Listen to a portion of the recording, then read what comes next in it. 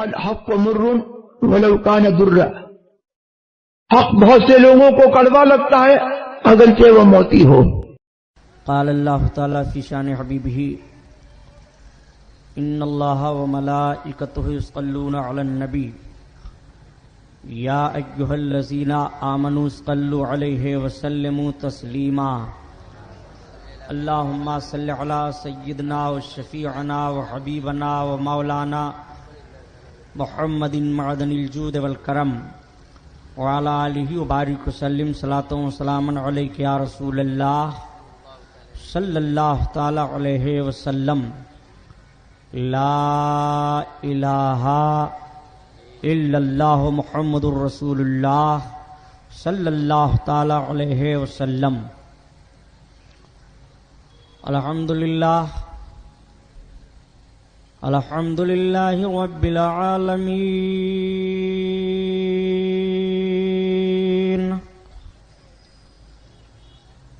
والصلاة والسلام على سید المرسلین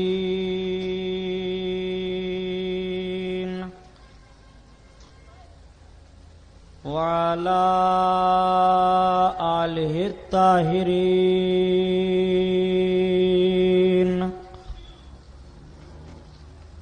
وصحابہ المطہرین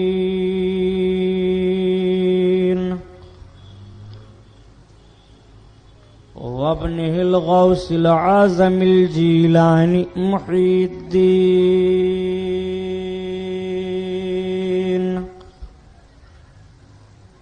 واہل بیتہ اجمعین، اما بعد اعوذ باللہ من الشیطان الرجیم، بسم اللہ الرحمن الرحیم۔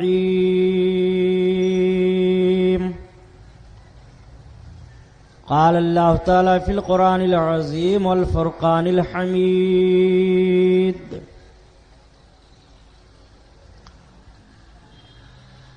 قل یا ایھا الناس انی رسول اللہ الیکم جمیعا،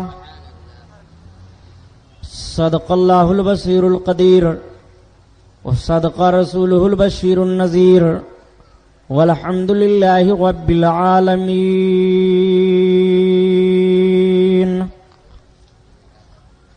لائق صدر احترام علماء اہل سنت، قابل قدر سامعین حضرات، آئیے ہم اور آپ سب سے پہلے اپنے اور ساری کائنات کے مرکز عقیدت حضور رحمت للعالمین شفیع المذنبین رسول گرامی وقار محبوب پروردگار دونوں عالم کے مالک و مختار حضور محمد الرسول اللہ صلی اللہ تعالی علیہ وسلم کے دربار پر انوار میں درود شریف کا نذرانہ پیش فرمائیں۔ پڑھیے بلند آواز سے، صلی اللہ علی نبی وآلہ صلی اللہ علیہ وسلم، صلاۃ و سلام علیک یا رسول اللہ صلی اللہ تعالی علیہ وسلم۔ پورا مجمع خیر و برکت کے لیے اور درود شریف پڑھ لیجیے۔ اللہم صلی علی سیدنا مولانا محمد معدن الجود والکرم وعلی آلہ وبارک وسلم، صلاۃ و سلام علیک یا رسول اللہ صلی اللہ تعالی علیہ وسلم۔ حضرات گرامی، آج کا یہ رحمت و نور میں ڈوبا ہوا جلسہ جشن شہید اعظم کے پروگرام کا یہ 5واں جلسہ ہے جس میں ہم اور آپ شرکت کی سعادت حاصل کیے ہوئے ہیں۔ اللہ رب العزت اس محفل نور کو قبول فرمائے، ہمیں اور آپ کو دارین کی بھلائیوں اور سعادتوں سے سرفراز فرمائے۔ میں نے کل کے اپنے عنوان میں آقا کریم صلی اللہ تعالی علیہ وسلم کی مقدس زندگی پاک کا وہ گوشہ عرض کیا تھا کہ مکہ شریف سے مدینہ طیبہ تشریف لائے، تبلیغ اسلام فرماتے رہے، اسی اثنا میں جنگ بدر کا واقعہ بھی پیش آیا۔ انشاءاللہ وہیں سے پھر بیان کا آغاز ہوگا، لیکن حسب معمول नाते पाके रसूल सल्लल्लाहु ताला अलैहि वसल्लम के कुछ अशार अर्ज कर रहा हूं, समात फरमाएं, फिर बात आगे बढ़े।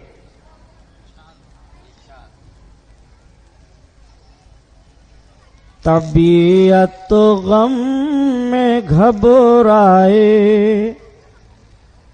तो तैबा याद कर लेना, तो तैबा याद कर लेना।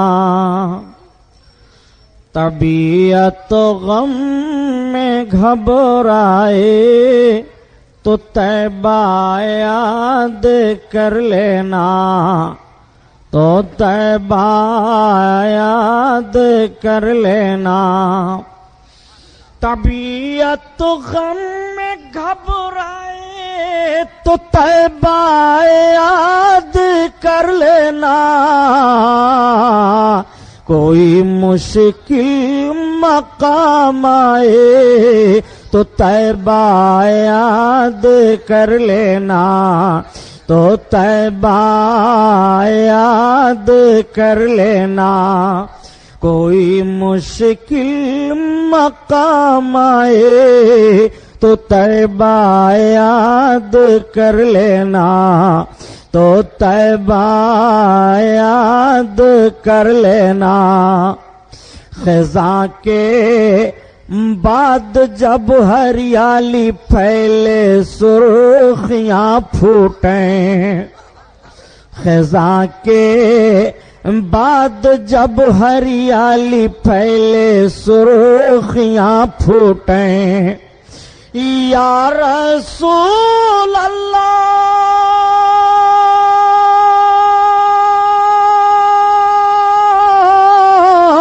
खज़ां के बाद जब हरियाली फैले सुर्खियां फूटें, कोई गुंचा चिटक जाए तो तैबा याद कर लेना, तो तैबा याद कर लेना।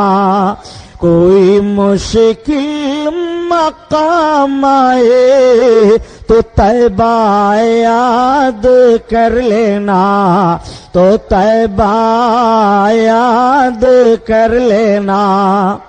ज़मीं प्यासी हो झुल से जा रहे हों खेत के पौधे,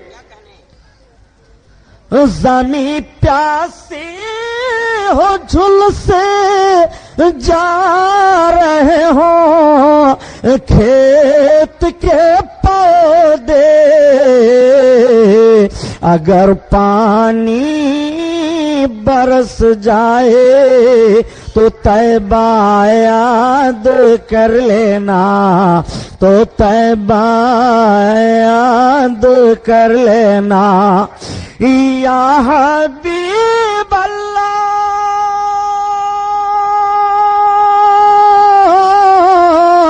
सूखे धानों पे हमारे भी करम हो जाए, सूखे धानों पे हमारे भी करम हो जाए। बरस रहमत की घटा बन के तुम्हारे गेसू, तुम्हारे गेसू। बरस रहमत की घटा बन के तुम्हारे गेसू, तुम्हारे गेसू। हम सियाहकारों पे अरब तपिशे महशर में, हम सियाहकारों पे अरब तपिशे महशर में, हम सियाहकारों पे अरब तपिशे महशर में। साया अफगन हो, साया अफगन हो तेरे प्यारे के प्यारे गेसू, साया अफगन हो तेरे प्यारे के प्यारे गेसू। सूखे दानों पे हमारे भी करम हो जाए, हमारे भी करम हो जाए। صدقہ لینے نور کا ان کے گھر سے ہر گئی، صدقہ لینے نور کا ان کے گھر سے ہر گئی، صدقہ لینے نور کا ان کے گھر سے ہر گئی، ان کے گھر سے ہر گئی، حضرت آمنہ کی گود مصطفیٰ سے بھر گئی، حضرت آمنہ کی گود مصطفیٰ سے بھر گئی، تابناک تابناک ہے زمین و آسماں، تابناک تابناک ہے زمین و آسماں، تابناک تابناک ہے زمین و آسماں، ہے زمین و آسماں، مصطفیٰ کے نور سے کائنات بھر گئی، مصطفیٰ کے نور سے کائنات بھر گئی، کائنات بھر گئی، بو جہل بو بکر بصدق دل دیکھتے ہیں عین نور، بو بکر بصدق دل دیکھتے ہیں عین نور، بو بکر بصدق دل دیکھتے ہیں عین نور، دیکھتے ہیں عین نور، کج نگاہ بو جہل جانب بشر گئی، کج نگاہ بو جہل جانب بشر گئی، جانب بشر گئی، اور قبر میں ہوئی نصیب جب زیارت حبیب، قبر میں ہوئی نصیب، قبر میں ہوئی نصیب جب زیارت حبیب، جب زیارت حبیب، مرکز حیات پر زندگی ٹھہر گئی، مرکز حیات پر زندگی ٹھہر گئی، اور ایک لمحہ کے لیے آئی تھی انہیں بھی موت، ایک لمحہ کے لیے آئی تھی انہیں بھی موت، ایک لمحہ کے لیے، ایک لمحہ کے لیے آئی تھی انہیں بھی موت، آئی تھی انہیں بھی موت، پھر ہمیشہ کے لیے ان کی موت مر گئی، پھر ہمیشہ کے لیے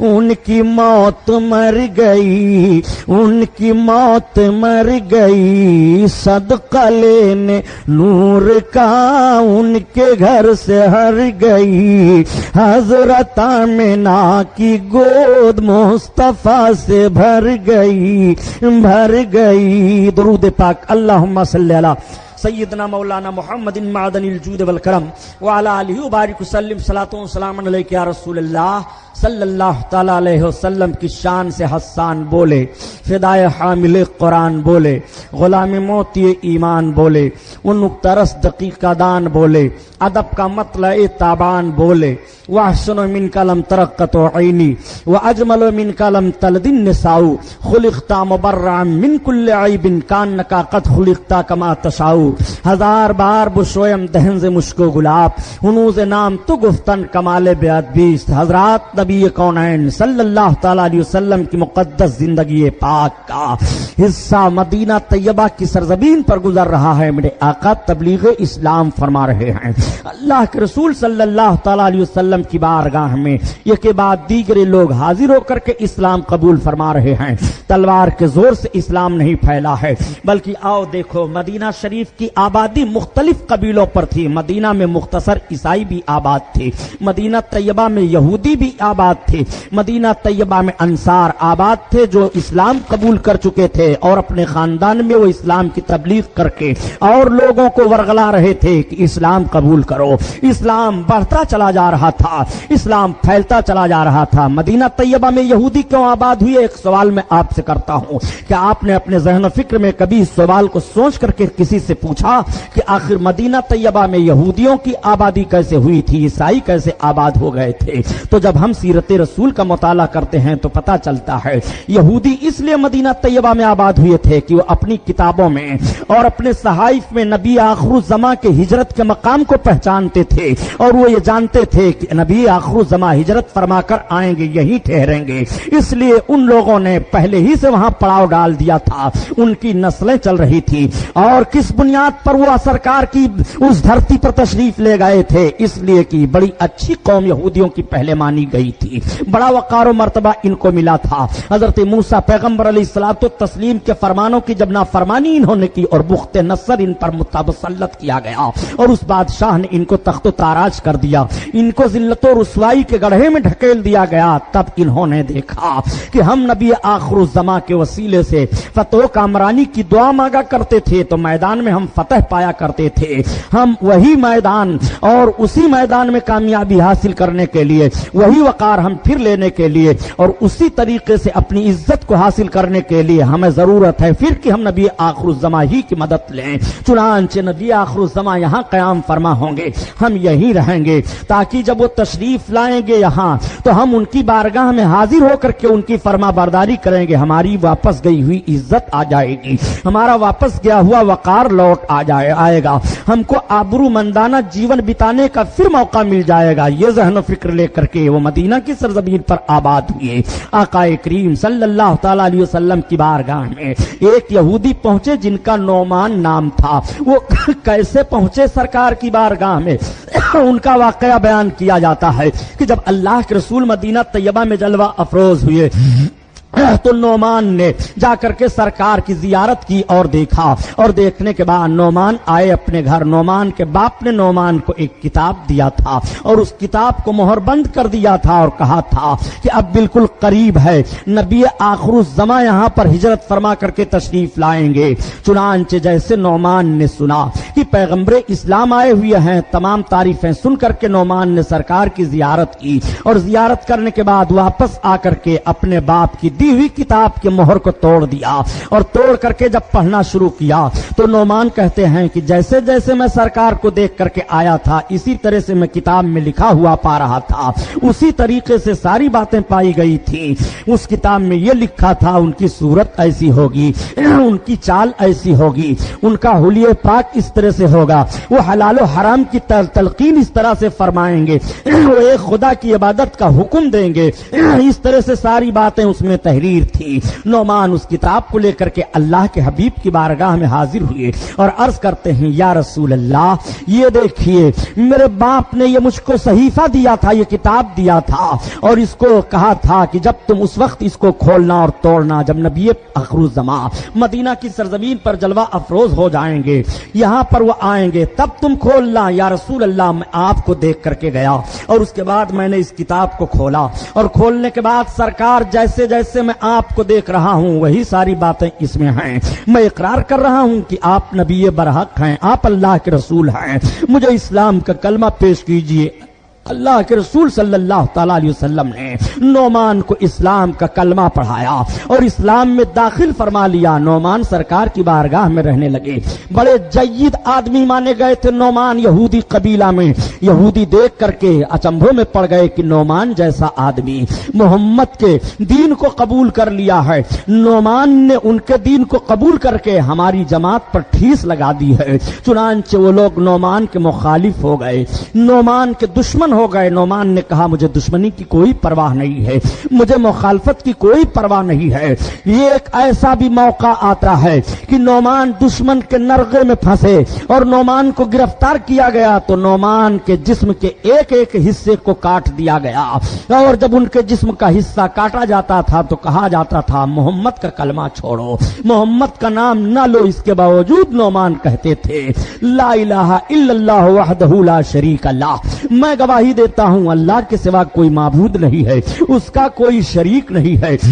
محمد اس کے رسول ہیں۔ نعمان کے جسم کا ایک ایک حصہ کاٹا گیا، تعجب میں پڑ گئے سب، اور اس کے بعد نعمان کو جلا دیا گیا۔ لیکن نعمان نے نبی کونین صلی اللہ تعالی علیہ وسلم کے کلمہ کو چھوڑا نہیں بلکہ ثابت کر دیا، اور نعمان نے للکار کر کے کہا تھا، اے یہودیو، جب تم آپس میں بیٹھتے تھے تو کہا کرتے تھے کہ محمد کے اندر یہ خوبیاں پائی جا رہی ہیں۔ محمد وہی ہیں جس کی بشارت تورات میں دی گئی ہے، جس کی بشارت ہماری کتابوں میں آئی ہے، اور جن کی ہم تعریفیں پڑھا کرتے تھے ان کی ساری علامتیں ان کے اندر پائی جا رہی ہیں۔ ضرور یہی نبی برحق ہیں، پھر تم کیوں انکار کر رہے ہو؟ تمہارے اندر عصبیت کیوں آ گئی ہے؟ تمہارے اندر تعصب کیوں پیدا ہو گیا ہے؟ ڈرو خدا سے، ڈرو جہنم کے عذاب سے۔ نعمان یہ پیغام دیا کرتے تھے۔ آئیے آپ ذرا دیکھیے، اسلام پھیلتا چلا جا رہا ہے، اسلام کے دامن سے سب وابستہ چلے جا رہے ہیں۔ میں نے کل عرض کیا تھا کہ جس جوان نے رسول کونین صلی اللہ تعالی علیہ وسلم کی بارگاہ میں داخل ہو کر کے اسلام قبول کیا تھا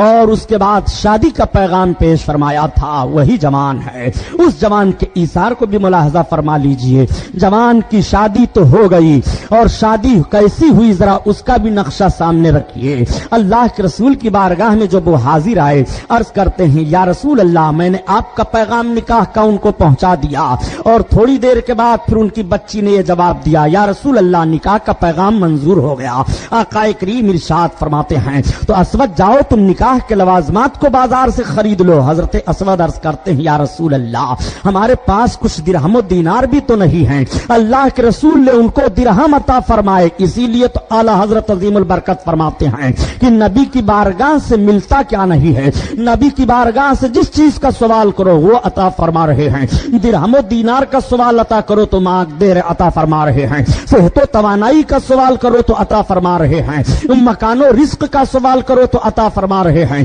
اس لیے کہ نبی کا ایسا دربار ہے کہ ان کے وہاں انکار ہے ہی نہیں، ان کے وہاں انکار کا کوئی معاملہ ہی نہیں پایا جاتا ہے۔ واہ کیا جود و کرم ہے شہ بتہا تیرا، شہ بتہا تیرا، نہیں سنتا ہی نہیں مانگنے والا تیرا، مانگنے والا تیرا، مانگنے والا تیرا۔ اللہ اللہ، نبی کے دربار سے کسی مانگنے والے کو انکار نہیں کیا جاتا ہے۔ جو جو سوال لے کر کے نبی کی بارگاہ میں پہنچتا ہے، آقا کریم صلی اللہ تعالی علیہ وسلم اسے عطا فرماتے ہیں۔ آئیے ذرا رسول کونین کی مقدس سیرت پاک کا یہ باب بھی ملاحظہ فرماتے چلیے۔ رسول کونین نے ان کو درہم عطا فرما دیے ہیں۔ وہ جوان درہم لے کر کے جاتے ہیں، شادی ہونے والی ہے، نئی نویلی دلہن گھر آنے والی ہے، بازار میں ادھر ادھر دیکھتے ہیں، یہ سامان لے لو اپنے دلہن کے لیے، کہ یہ سامان لے لو اپنے دلہن کے لیے۔ تب تک پیچھے سے کسی نے آواز دے دیا، الرحیل الرحیل۔ الرحیل کا جملہ جب بولا جاتا تھا تو لوگ سمجھ جاتے تھے کسی میدان میں ہم کو جانا ہے، ہمیں کہیں لڑائی پر جانا ہے۔ وہ ٹھہر گئے اور انہوں نے آواز دینے والے سے پوچھا، یہ اعلان کرنے کے لیے تمہیں بازار میں کس نے بھیجا ہے؟ کہا، مجھ کو اللہ کے رسول نے بھیجا ہے۔ جوان تھوڑی دیر سوچنے کے بعد کہتا ہے، اچھا جاؤ تم آگے بڑھ کر کے اعلان کرو۔ اعلان کرنے والا تو آگے بڑھ جاتا ہے، لیکن اسود کھڑے سوچ رہے ہیں کہ اب میں شادی کے لوازمات خریدوں کہ میدان جنگ میں جانے کا اسلحہ خرید لو؟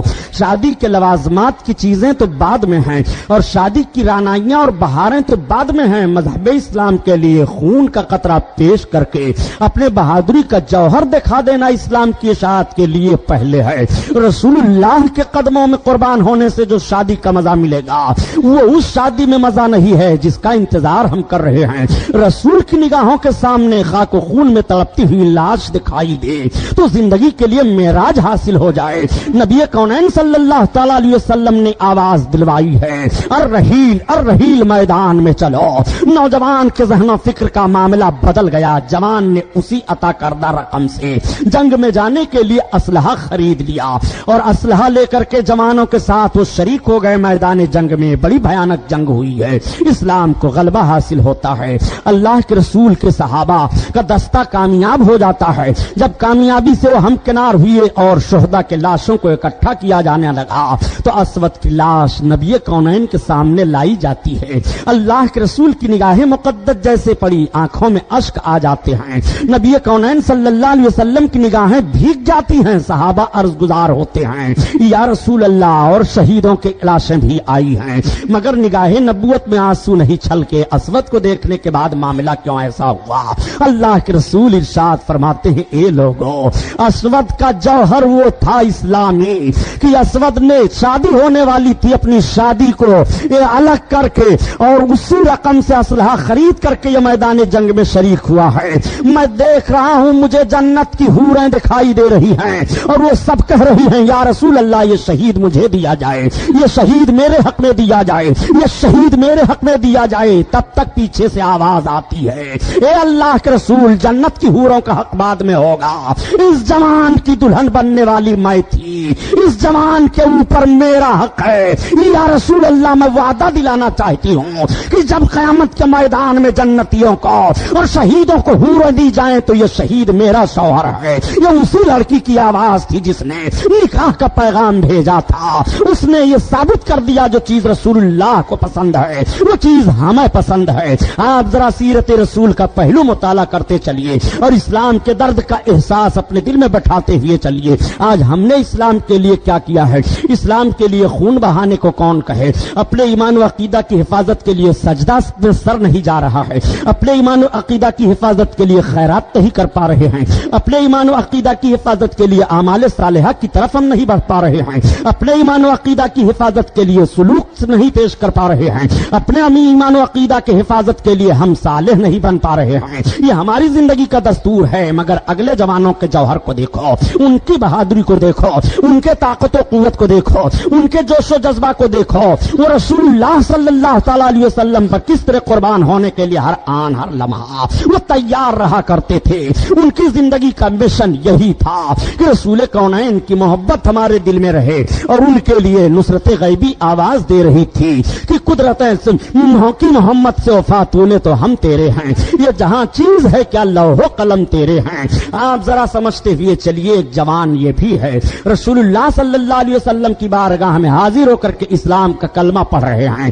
مدینہ طیبہ کے اکثر لوگ سرکار کی بارگاہ میں حاضر ہوتے چلے آ رہے ہیں. عورتیں آ رہی ہیں, مرد آ رہے ہیں, غلام آ رہے ہیں. غلاموں نے دیکھا یہ تو ایسے رسول ہیں کہ غلام کلمہ پڑھ لیتا ہے تو غلامی کی زنجیر سے چھٹکارا پا جاتا ہے, غلامی کی زنجیریں ٹوٹ جایا کرتی ہیں. مالداروں نے دیکھا کہ یہ تو محمد کا ایسا دربار ہے کہ جب کوئی کلمہ غلام پڑھ لیتا ہے تو اس کو اتنی عزت مل جاتی ہے, اگر کوئی رئیس اس طرح سے کلمہ پڑھ لے گا تو اسے کتنی عزت ملے گی. میرے سرکار سب کو عزت دیا کرتے تھے, میرے آقا سب کے قدر کو بڑھایا کرتے تھے, کسی کی دل جوئی میں کوئی کمی نہیں ہوتی تھی. اللہ کے رسول کی بارگاہ سے کسی کو دل شکنی نہیں ہوتی تھی, کوئی مایوس نہیں ہوتا تھا. آؤ ذرا ملاحظہ فرماؤ نبی کونین صلی اللہ تعالی علیہ وسلم کی بارگاہ میں کیسے کیسے لوگ حاضر ہو کر کے اسلام قبول کر رہے ہیں. واقعہ سنانا مقصد نہیں ہے بلکہ آپ کو میں آپ کے رسول اللہ صلی اللہ تعالی علیہ وسلم کی سیرت کا وہ گوشہ بتانا چاہتا ہوں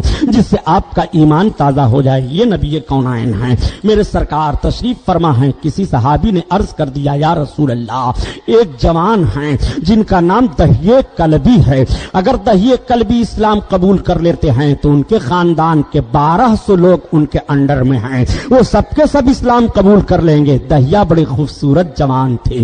حضرت جبریل علیہ الصلوۃ والتسلیم جب جب انسانی شکل میں آئے ہیں تو دہیہ کی شکل میں آئے ہیں. دہیہ کے لیے اللہ کے حبیب کے دستے کریم اٹھ گئے. میرے سرکار دعا مانگ رہے ہیں اللہ دہیہ کو اسلام کی دولت نصیب فرما دے.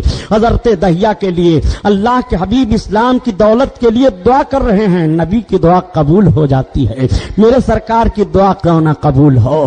اللہ کے حبیب جس کے لیے دعا فرما دے اللہ اللہ اس کے لیے باب اجابت کھل جائے, اس کے لیے دعا دلہن بن کر کے جائے. اللہ کے حبیب صلی اللہ تعالی علیہ وسلم نے دہیہ کے لیے دعا کی ہے اور دعا قبول ہو گئی. میرے سرکار دوسرے وقت بیٹھے ہوئے ہیں کہ صحابہ کی نگاہیں دیکھ رہی ہیں کہ وہ دیکھو دہیہ آ رہے ہیں. ابھی جن کے لیے کل سرکار نے دعا کی ہے وہی سرکار کی بارگاہ میں چلے آ رہے ہیں. صحابہ صحابہ خوش ہو گئے کہ میرے آقا نے ابھی تھوڑے دیر پہلے دعا مانگی ہے اور اتنی جلدی دہیا چلے آ رہے ہیں۔ جب دہیا سرکار کی بارگاہ میں آئے تو اب آقا کا قریبانہ حال ملاحظہ فرمائیے۔ میرے سرکار نے دیکھا دہیا آ رہے ہیں، لبھائے ناز پر مسکراہٹ آ جاتی ہے۔ اعلیٰ حضرت عظیم البرکت اسی لیے تو فرماتے ہیں کہ میرے سرکار کے لبھائے نازک پر جب مسکراہٹ آئے تو کیسا لگتا ہے کہ پتلی پتلی گلے قدس کی پتیاں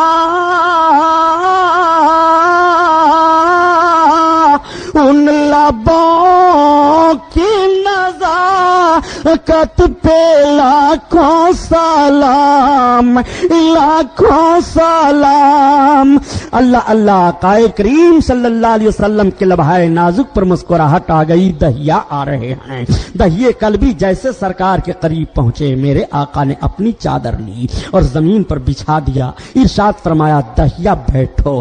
تب تک دہیا نے اپنے دونوں ہاتھوں سے پاک چادر کو اٹھا لیا اور اٹھانے کے بعد چوم لیا، چومنے کے بعد آنکھوں سے لگایا اور آنکھوں سے لگانے کے بعد اپنے سر پر رکھا۔ راویان حدیث بیان فرماتے ہیں یہ تقریر کا جملہ نہیں ہے جو نشیب و فراز سے میں آپ کو سمجھاتا چل رہا ہوں، بلکہ حدیث پاک کے الفاظ کا ترجمہ پیش کر رہا ہوں۔ دہیا نے چادر کو اٹھا لیا، اٹھانے کے بعد اس کو چوم لیا اور چومنے کے بعد آنکھوں سے لگا لیا اور لگانے کے بعد اپنے سر پر رکھ لیا۔ اب اللہ کے حبیب ملاحظہ فرما رہے ہیں، آج کچھ لوگ چومنے چاٹنے پر بھن نہ جانے کیسی کیسی باتیں جڑ دیا کرتے ہیں۔ سنو پیارے،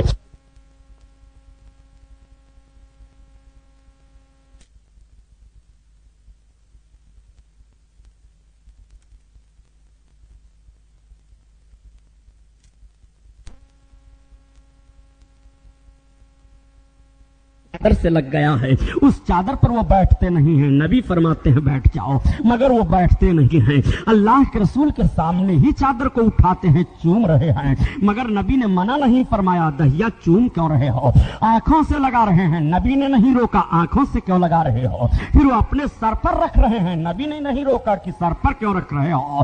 اس لیے کہ میرے آقا صلی اللہ علیہ وسلم دہیا کے دل کی کیفیت کو دیکھ رہے ہیں۔ یہ سب کچھ دہیا کر رہے ہیں تو محبت میں کر رہے ہیں، میرے ہاتھ کے لگنے کو دیکھ کر کے دہیا کر رہے ہیں۔ لیکن اس کو بھی آپ اپنے ذہن و فکر میں رکھیے گا، ابھی حضرت دہیے کلبی نے کلمہ نہیں پڑھا تھا، یہ کلمہ پڑھنے سے پہلے پہلے چادر کا احترام کر رہے ہیں، کلمہ پڑھنے سے پہلے پہلے اس کو اپنے ہونٹوں پر لگا رہے ہیں، کلمہ پڑھنے سے پہلے پہلے اپنے آنکھوں سے اس چادر کو لگا رہے ہیں۔ آپ سے میں پوچھنا چاہتا ہوں، یہ کلمہ پڑھنے سے پہلے پہلے نسبت رسول کا احترام کیا جا رہا ہے اور تم کلمہ پڑھنے کے بعد بھی نسبت رسول کا احترام نہیں کر پا رہے ہو۔ ذرا ملاحظہ کرو نبی کونین کی مقدس سیرت کو، اللہ کے رسول صلی اللہ تعالی علیہ وسلم ملاحظہ فرما رہے ہیں، نبی نے منع نہیں فرمایا دہیا چادر مت چومو، یہ تو بچھانے والی چیز ہے، یہ تو بیٹھنے والی چیز ہے، نہیں، بلکہ جب یہ اپنے سر پر چادر کو رکھ چکے تو عرض کیا کرتے ہیں نبی کی بارگاہ میں؟ عرض کرتے ہیں اے اللہ کے رسول، اس چادر پر میں بیٹھنے کے لائق نہیں ہوں، بلکہ یہ چادر تو ایسی ہے کہ میں اپنے سر پر رکھ کر کے اس سے برکت حاصل کروں۔ میرے آقا سے پھر عرض کرتے ہیں یا رسول اللہ اپنا دست کریم آپ بڑھائیے، مجھے اسلام میں داخل فرمائیے، کلمہ پڑھائیے۔ اللہ کے رسول صلی اللہ تعالی علیہ وسلم کے خوشی کی انتہا نہیں رہی، میرے سرکار دہیا کو کلمہ پڑھاتے ہیں اور کلمہ پڑھا کر کے اسلام میں داخل فرما لیتے ہیں۔ دہیا اسلام میں داخل ہو گئے، صحابہ کو جوش آیا، صحابہ نے نعرہ لگایا، بڑی خوشی کی لہر دوڑ گئی ہے، دہیا اسلام لائے ہیں۔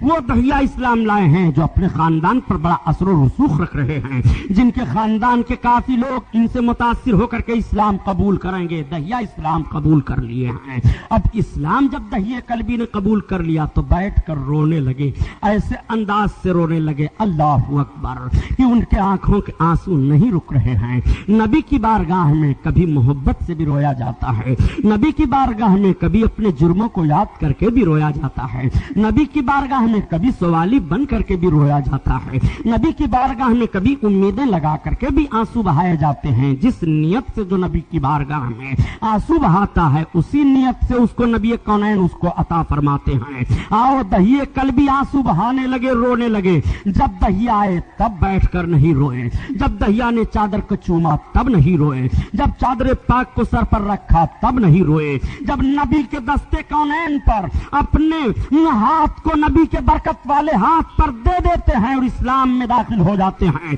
गुलामी का तौक जब गर्दन में डाल लिया तब कशकोले तमन्ना फैलाते हैं, या रसूल अल्लाह अब करम फरमाइए। आका फरमाते हैं दहिया क्यों रो रहे हो, आखिर आंसू बहाने का सबब क्या है? हिचकियां बच जाती है रोते रोते। खुदा की कसम मोहब्बत रिसालत में आंखें तर हो जाएं तो मोती समझ के शान करीमी ने चुन लिए, खौफे इलाही से रो पड़ो तो मोती समझ के शान करीमी ने चुन लिए। रात के सन्नाटे में अपने आका के इश्क में आंसू बहा दो तो मोती समझ के शान करीमी ने चुन लिए। दहिए कल भी रोते चले जा रहे हैं, रसूलुल्लाह की बारगाह में रोते चले जा रहे हैं, नबी की बारगाह में फरियाद करते चले जा रहे हैं, आका करीम की बारगाह में आंसू उनके गिर रहे हैं, फरियाद कर रहे हैं और ये बोल रहे हैं आला हजरत की जबान में, एक मैं क्या मेरे इसियां की हकीकत कितनी, बदसही चोर सही मुजरिमों नाकारा सही, वो कैसा ही सही है तो करीमा तेरा, करीमा तेरा। एक मैं क्या मेरे इसियां की हकीकत कितनी, या रसूल अल्लाह अगर आप चाह लो तो एक मैं क्या और मेरे गुनाहों की हकीकत क्या है मेरे आका, अगर आप चाह लो तो 1,00,000 गुनहगारों के लिए आपका इशारा काफी होगा। मेरे आका आप चाह लो तो एक मैं क्या मेरे इसियां की हकीकत कितनी, मुझसे 100,00,000 को काफी है इशारा तेरा, इशारा तेरा। हजरत दहिए कल भी रोए चले जा रहे हैं, आंखों से आंसू बहते चले जा रहे हैं, रुक नहीं रहे हैं। नबी का फरमान फिर जारी होता है, ए दहिया बताओ आखिर क्यों रो रहे हो, क्यों आंखों से आंसू गिर रहे हैं, हिचकियां बधी हुई है। अर्ज करते हैं या रसूल अल्लाह बहुत बड़ा मुजरिम हूँ, या रसूल अल्लाह मैं बहुत बड़ा पापी हूँ, या रसूल अल्लाह मैंने बहुत गलती की है। आका करीम की बारगाह में अपनी खता को वो अर्ज कर रहे हैं, अपने गुनाह को नबी की बारगाह में बयान कर रहे हैं। ए लोगों पता ये चला कि अगर खता हो जाए तो नबी ही की बारगाह है माफी के लिए, अगर गुनाह हो जाए तो नबी की बारगाह में अपने गुनाहों को पेश करके माफी मांगा करो। ये सहाबी रसूल हैं, जब कलमा पढ़ लेते हैं, कलमा पढ़ने के बाद अब अपने जुर्म को बयान कर रहे हैं, या रसूल अल्लाह मैं बहुत बड़ा मुजरिम हूँ, या रसूल अल्लाह मैं बहुत बड़ा खाती हूँ, या रसूल अल्लाह मैं बहुत बड़ा पापी हूँ। मेरे आका मैं अपना जुर्म बयान करना चाहता हूँ। आका करीम सल्लल्लाहु तआला अलैहि वसल्लम फरमाते हैं दहिया तुम अपना जुर्म बयान करो। आला हजरत अजीमुल बरकत की जबान में सुनो, गोया वो इस तरह से अर्ज कर रहे हैं कि गरचे हैं बेहद कसूर तुम हो गफूर, और बख्श दो जुर्मो खता तुम पे करो दुरूद, बख्श दो जुर्मो खता तुम पे करो दुरूद, तुम पे करो दुरूद। अल्लाह अल्लाह। नारे रिसालत, मज़हबे इस्लाम, अल्लामा गुलाम मोहिउद्दीन साहब किबला सुभानी। आप जरा मुलाहिजा फरमाएं, हजरत दहिए कल्बी से आका फरमाते हैं अपने गुनाह को बयान करो। वो इस अंदाज से नबी की बारगाह में गुनाह बयान करने जा रहे हैं और ये अर्ज करते हुए गोया इसी मफहूम को आला हजरत अज़ीमुल बरकत बयान फरमा रहे हैं कि बेहुनरो बेतमीज किसको हुए हैं अजीज, या रसूल अल्लाह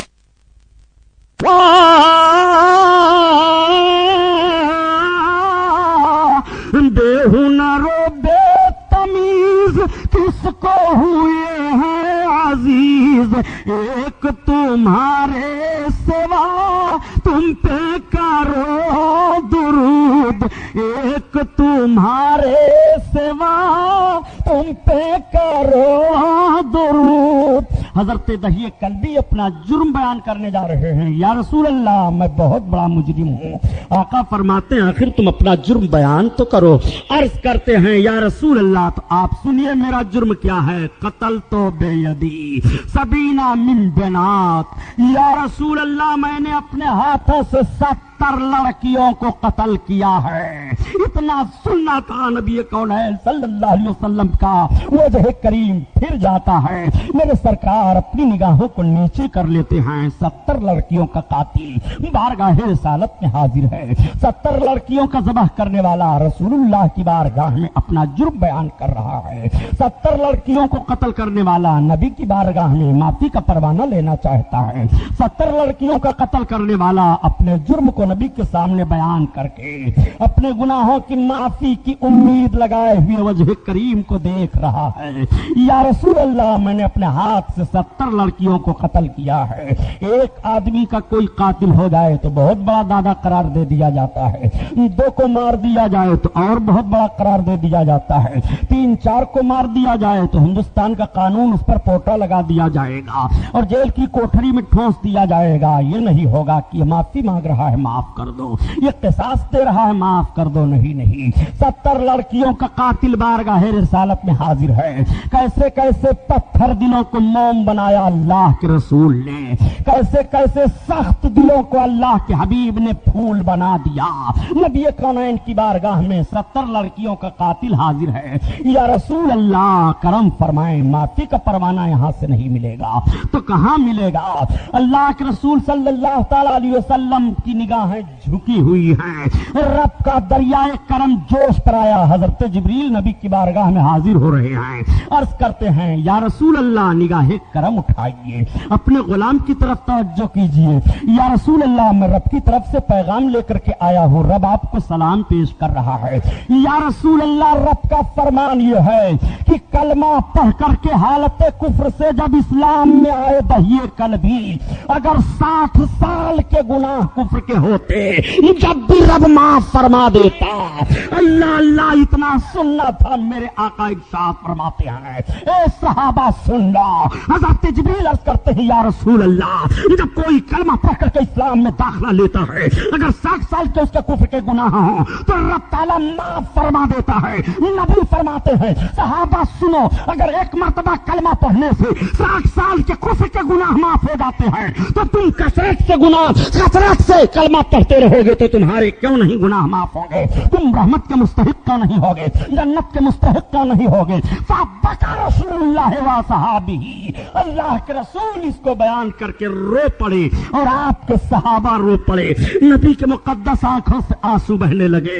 مجرم کو معافی کا پروانہ مل رہا ہے, قاتل رسول اللہ کے دربار میں معاف کیا جا رہا ہے. نبی کونین بشارت عطا فرما رہے ہیں اے کلمہ پڑھنے والے مسلمانوں, تم نے کلمہ کی برکت کو نہیں سمجھا ہے.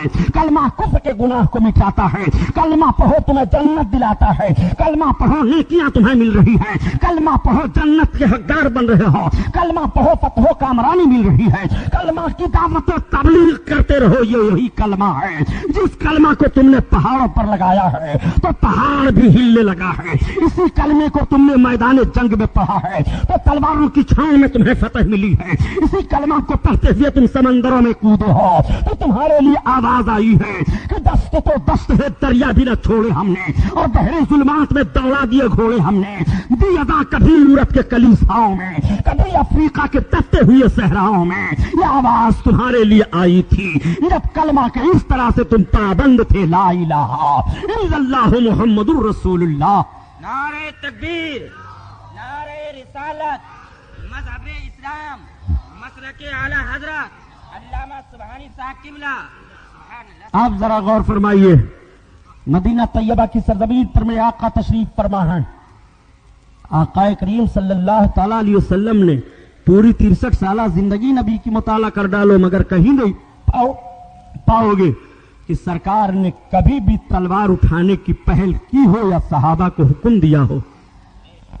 میرے صاحب سرکار نے اپنے مقدس زندگی میں کبھی بھی تلوار اٹھانے کی پہل نہیں کی ہے, لیکن میرے آقا جنگوں میں رہے ہیں, बद्र की लड़ाई हुई तो मेरे आका तशरीफ फरमा थे, मकाम ओहद पर लड़ाई हुई तो सरकार तशरीफ फरमा है, खंदक की लड़ाई हुई तो नबी कौनैन तशरीफ फरमा है। ये वो लड़ाइयां हैं जिनमें बनफ्से नफीस अल्लाह के हबीब सल्लल्लाहु ताला अलैहि वसल्लम हैं। एक बात और मैं आपसे अर्ज कर दूं, जब इस्लामी जंगों को कुछ लोग पढ़ते हैं तो कहते हैं ये इस्लामी जंगें हुई हैं और इन इस्लामी जंगों से मुसलमानों को जिहाद का जहन मिलता है। लेकिन आप जरा गौर फरमाइए, इस्लामी जंगें हुई हैं और इन इस्लामी जंगों से जिहाद का जहन मिलता है, लेकिन किस बुनियाद पर ये इस्लामी जंगें हुई? क्या ये इस्लामी जंगें पहले हुई हैं कि या इस्लाम के मानने वालों पर जब हमला किया गया तो दिफा के लिए जंगें की गई हैं? हमेशा मुसलमान कभी भी तलवार उठाया है और जंगें हुई हैं तो दिफा के लिए हुई हैं, उसने पहल नहीं की है। और कुछ लोग जब ये जहन फिक्र दे दिया करते हैं कि हमें तो सिर्फ क्या जरूरत है जंगो जदल से, हमें क्या जरूरत है और सब कुछ करने से, मैं आपसे पूछना चाहता हूं, रसूलुल्लाह की उम्मती हो तो 63 साल जिंदगी सरकार की मुलाहजा करो, अगर मस्जिद के आबिद तुम हो कि हम मस्जिद में सजदा कर रहे हैं तो तुम्हें रसूलुल्लाह की सीरत पर अमल करना पड़ेगा कि जब इस्लाम तुम्हें पुकारे तो मेरे आका ने बद्र के मकाम तुम्हें तशरीफ फरमा होकर के अपनी सीरत पेश किया था, उहद के मकाम में तशरीफ फरमा होकर के अपनी सीरत पेश किया था। तुम्हें रसूलुल्लाह की सीरत पर अमल करना पड़ेगा। जब वक्त आएगा तो तुम्हें मस्जिद में साजिद बनना पड़ेगा और जब वक्त आएगा तो तुम्हें मैदान में मुजाहिद बनना पड़ेगा। जब वक्त आएगा तो तुम कुरान की तिलावत करते हुए चलोगे, लेकिन जब वक्त आएगा तो कभी कभी तुम्हें फांसी के फंदे पर भी चढ़ाया जाएगा, कभी जलते हुए आग के शोलों में भी तुम्हें डाला जाएगा। ये सारी बातें तुम आखूबियों के साथ पढ़ते जाओ और देखते जाओ, सहाबा के अंदर पाई जा रही हैं। अल्लाह के रसूल सल्लल्लाहु ताला अलैहि वसल्लम ने मैदान जंग में जाकर के ये भी जहन फिक्र दे दिया, मेरे उम्मत के लोगों, जब जुल्म होगा तुम पर और जुल्म बर्बरियत के ताल्लुक से तलवारें तुम्हारे सामने आएंगी तो जरूर तुम्हें भी आगे बढ़ना पड़ेगा और आगे बढ़ करके तुम्हें भी इसी सीरत पर अमल करना होगा। नबी कौनैन सल्लल्लाहु ताला अलैहि वसल्लम की मुकद्दस सीरत का पहलू मुलाहजा करते हुए चलिए। अल्लाह के रसूल सल्लल्लाहु ताला अलैहि वसल्लम मदीना तैयबा में तशरीफ फरमा है और कौन आता है नबी की बारगाह में इस्लाम कबूल करने के लिए? तलवार के जोर से इस्लाम नहीं फैला है। यहूदियों में सबसे बड़े आलिम हजरत अब्दुल्लाह इब्न सलाम माने जाते थे, उनका नाम याद कर लो। अब्दुल्लाह इब्न सलाम इतने बड़े आलिम माने जाते थे कि इनके बाप को भी यहूदी बहुत भारी आलिम मानते थे, बाप की भी कदर करते थे, अब्दुल्लाह बिन सलाम की भी कदर करते थे। हजरत अब्दुल्लाह बिन सलाम कहते हैं कि जब रसूलुल्लाह सल्लल्लाहु अलैहि वसल्लम मदीना में आए तो मैं खजूर के दरख्त पर चढ़ा हुआ था और खजूरें तोड़ रहा था, मेरी खाला खजूर के पेड़ के नीचे मौजूद थी। किसी ने कह दिया कि मक्का से चल करके अल्लाह के नबी आए हुए हैं, इतना सुनना था। हजरत अब्दुल्लाह बिन सलाम कहते हैं मुझे इतनी खुशी हुई कि मैं उसी दरख्त पे से नारा मारा तो मेरी खाला ने नीचे से कहा, ए अब्दुल्लाह इब्न सलाम, तुम मदीना में यसरब में, उस वक्त यसरब कहा जा रहा था, मदीना नाम तो मेरे सरकार ने मदीना का रखा है। उनकी खाला कहती हैं, हजरत अब्दुल्लाह बिन सलाम बयान करते हैं कि मेरी खाला ने कहा, ए अब्दुल्लाह बिन सलाम, तुम इतने जोर से नारा मार रहे हो, अगर हजरत मूसा आते तो आप कहते हैं खाला ये जो आए हैं हजरत मूसा के भाई हैं, ये वही दीन लेकर आए हैं जो हजरत मूसा ने दीन का पैगाम दिया था, ये वही कानून लेकर के आए हैं जिस कानून और जिस तबलीग के अंदाज को हजरत मूसा अलैहिस्सलाम ने पेश किया था। ए मेरी खाला, चुनांचे वो कहते हैं मैं खजूर के दरख्त से नीचे उतर पड़ा और नीचे उतर करके मैं बेतहाशा भागता हुआ आया। आ करके कहते हैं जब मेरी निगाह सरकार के चेहरे अनवर पर पड़ी तो मैं पुकार उठा, खुदा की कसम ये झूठे का चेहरा नहीं हो सकता, ये तो नबी कौनैन सल्लल्लाहु अलैहि वसल्लम आखिरुज़्ज़मा पैगंबर ही का चेहरा है। तभी तो आला हजरत अजीमुल बरकत अपने आका के हुस्न की तस्वीर को इस तरह से खींचते हुए बयान फरमाते हैं, वो कमाल हुस्न हुजूर है कि गुमान नाको से जहां नहीं, और यही फूल खार से दूर है, यही शम्मा है कि धुआं नहीं। اور حضرت عبداللہ بن سلام کا ذہن و فکر دو، وہ کہتے ہیں کہ ارے مدینہ والو ہوشیار ہو جاؤ، اے سرب والو خدا سے ڈرو، خدا کی قسم یہی نبی آخر الزماں ہے، ان کے چہرے کی صداقت و حسن کو دیکھ لو، یہ جھوٹے نہیں ہیں، یہی نبی آخر الزماں ہے، ان کے آنے سے دنیا روشن ہو گئی ہے، اے مدینہ والو ان کے آنے سے مدینہ روشن ہو گیا ہے۔ اسی لیے تو حفیظ جالندھری نے پکار کر کے کہہ دیا، یہ جہاں بے نور تھا تاریک تھا اور سخت کالا تھا، اور کوئی پردے سے کیا نکلا کہ گھر گھر میں اجالا تھا۔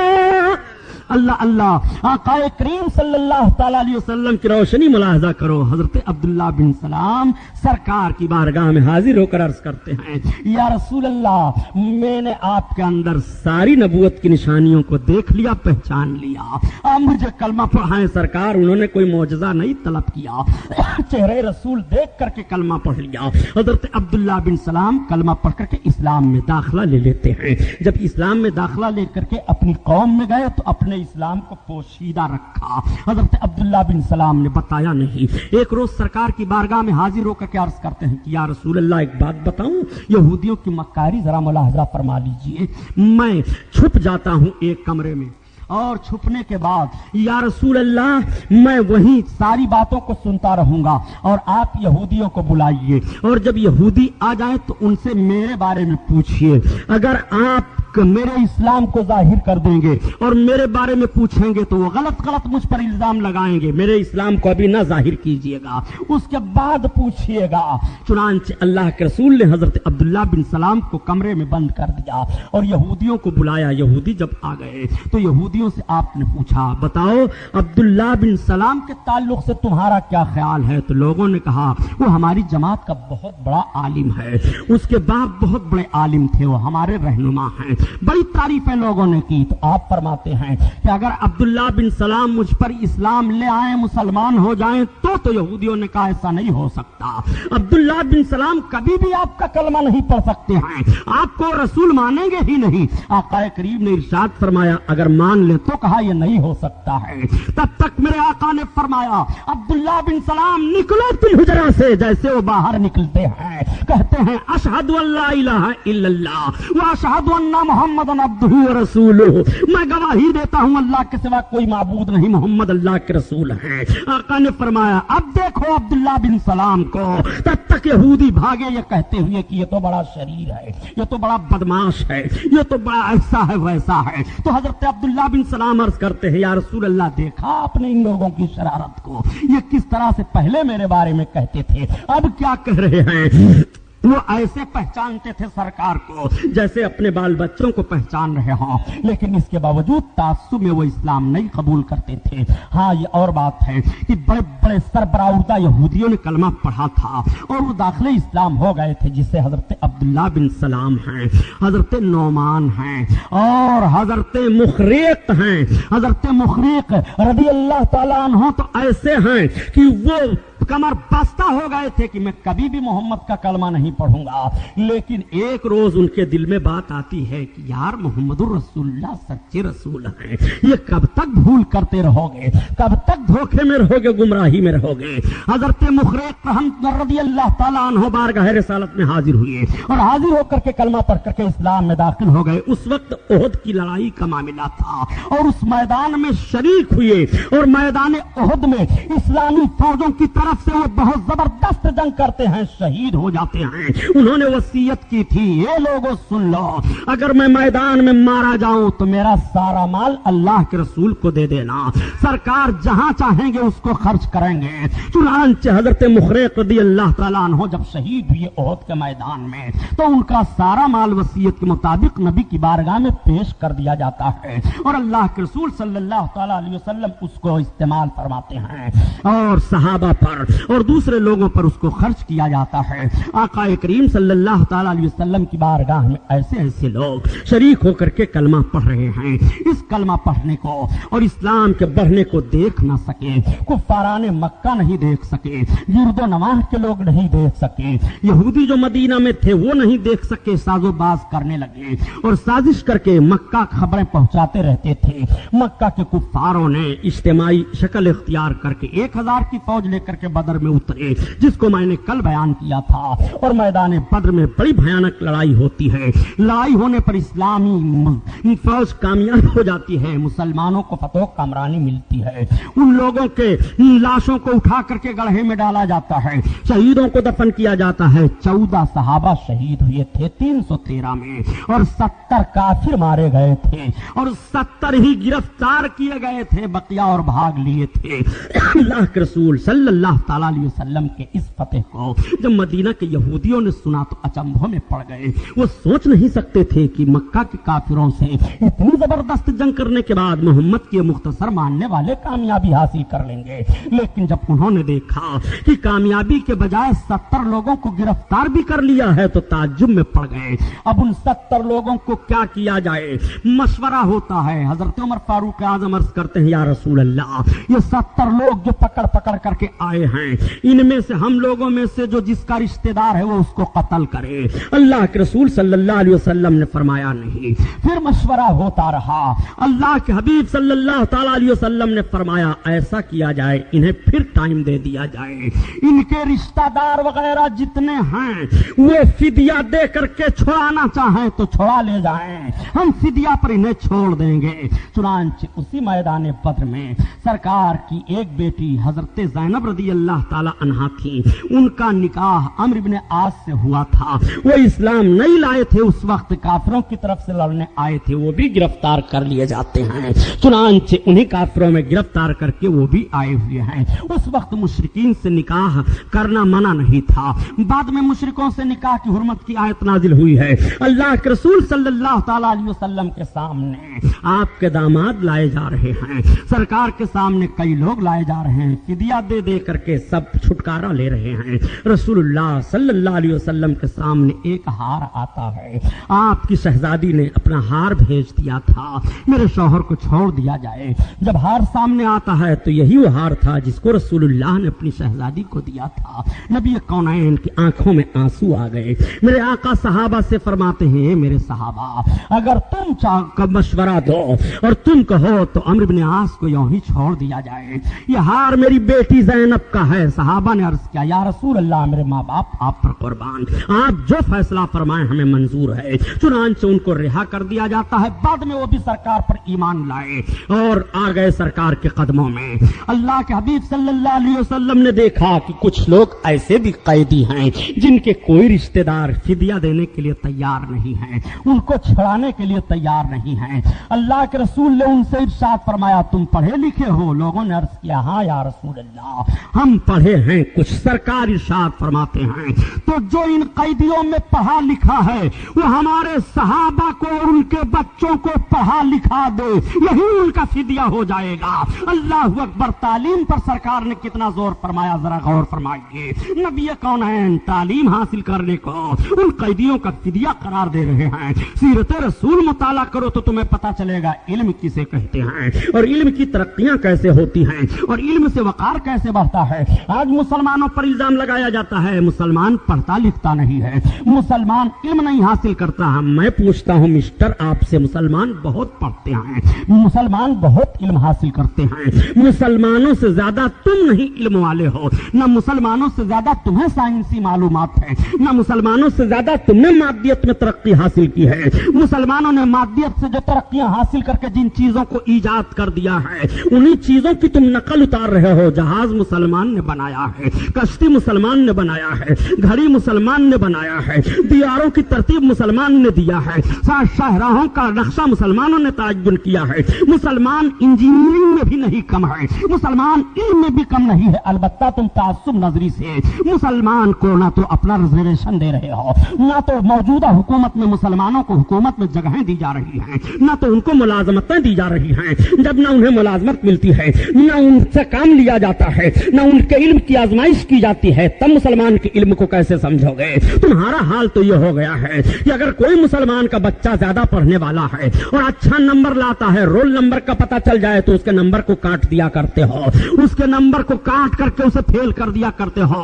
یہ ساری باتیں آج موجودہ حکومت میں پارلیمنٹ میں اٹھائی جا رہی ہیں۔ مسلمان بچوں کے ساتھ تم یہ انصاف کا خون کر رہے ہو۔ مسلمان بچے جو پڑھے لکھے ہیں اور ڈگریاں جن کے پاس ہیں، دو ہیں ملازمت میں اور لوگ ہیں ملازمت میں، دیکھو وہ کام کرتے ہیں کہ نہیں، وہ سارا معاملہ سراہتے ہیں کہ نہیں۔ خدا کی قسم مسلمان جس آفس میں رہے گا اس آفس کا نقشہ بدل دے گا۔ مسلمان نہ ملک کا غدار ہوتا ہے، نہ مسلمان اپنی ملازمت کا غدار ہوتا ہے۔ مسلمانوں کی وفاداری کو تم نے دیکھا کہاں ہے؟ اگر تم نے فوج میں مسلمانوں کو لیا ہے تو مسلمان نے سرحد پر اپنے خون کو بہا کر کے بتایا ہے ہم وفادار ہیں۔ اگر تم نے آفسوں میں مسلمانوں کو لیا ہے تو مسلمانوں نے آفسوں میں اپنی ذمہ داریوں کو نبھا کر کے بتا دیا ہے ہم مسلمان ہیں۔ مسلمان کبھی بھی وفاداری نہیں کرتا ہے، یہ وہ وفاداری سے نہیں پھرتا ہے۔ یہ غلط الزام تم مسلمانوں پر لگا رہے ہو۔ مسلمانوں کے پیغمبر صلی اللہ تعالیٰ علیہ وسلم نے قیدیوں کو فدیہ قرار دیا تھا کہ پڑھے لکھے ہو تو انہیں پڑھا دو، یہی تمہارے لیے چھٹکارے کا سبب بن جائے گا۔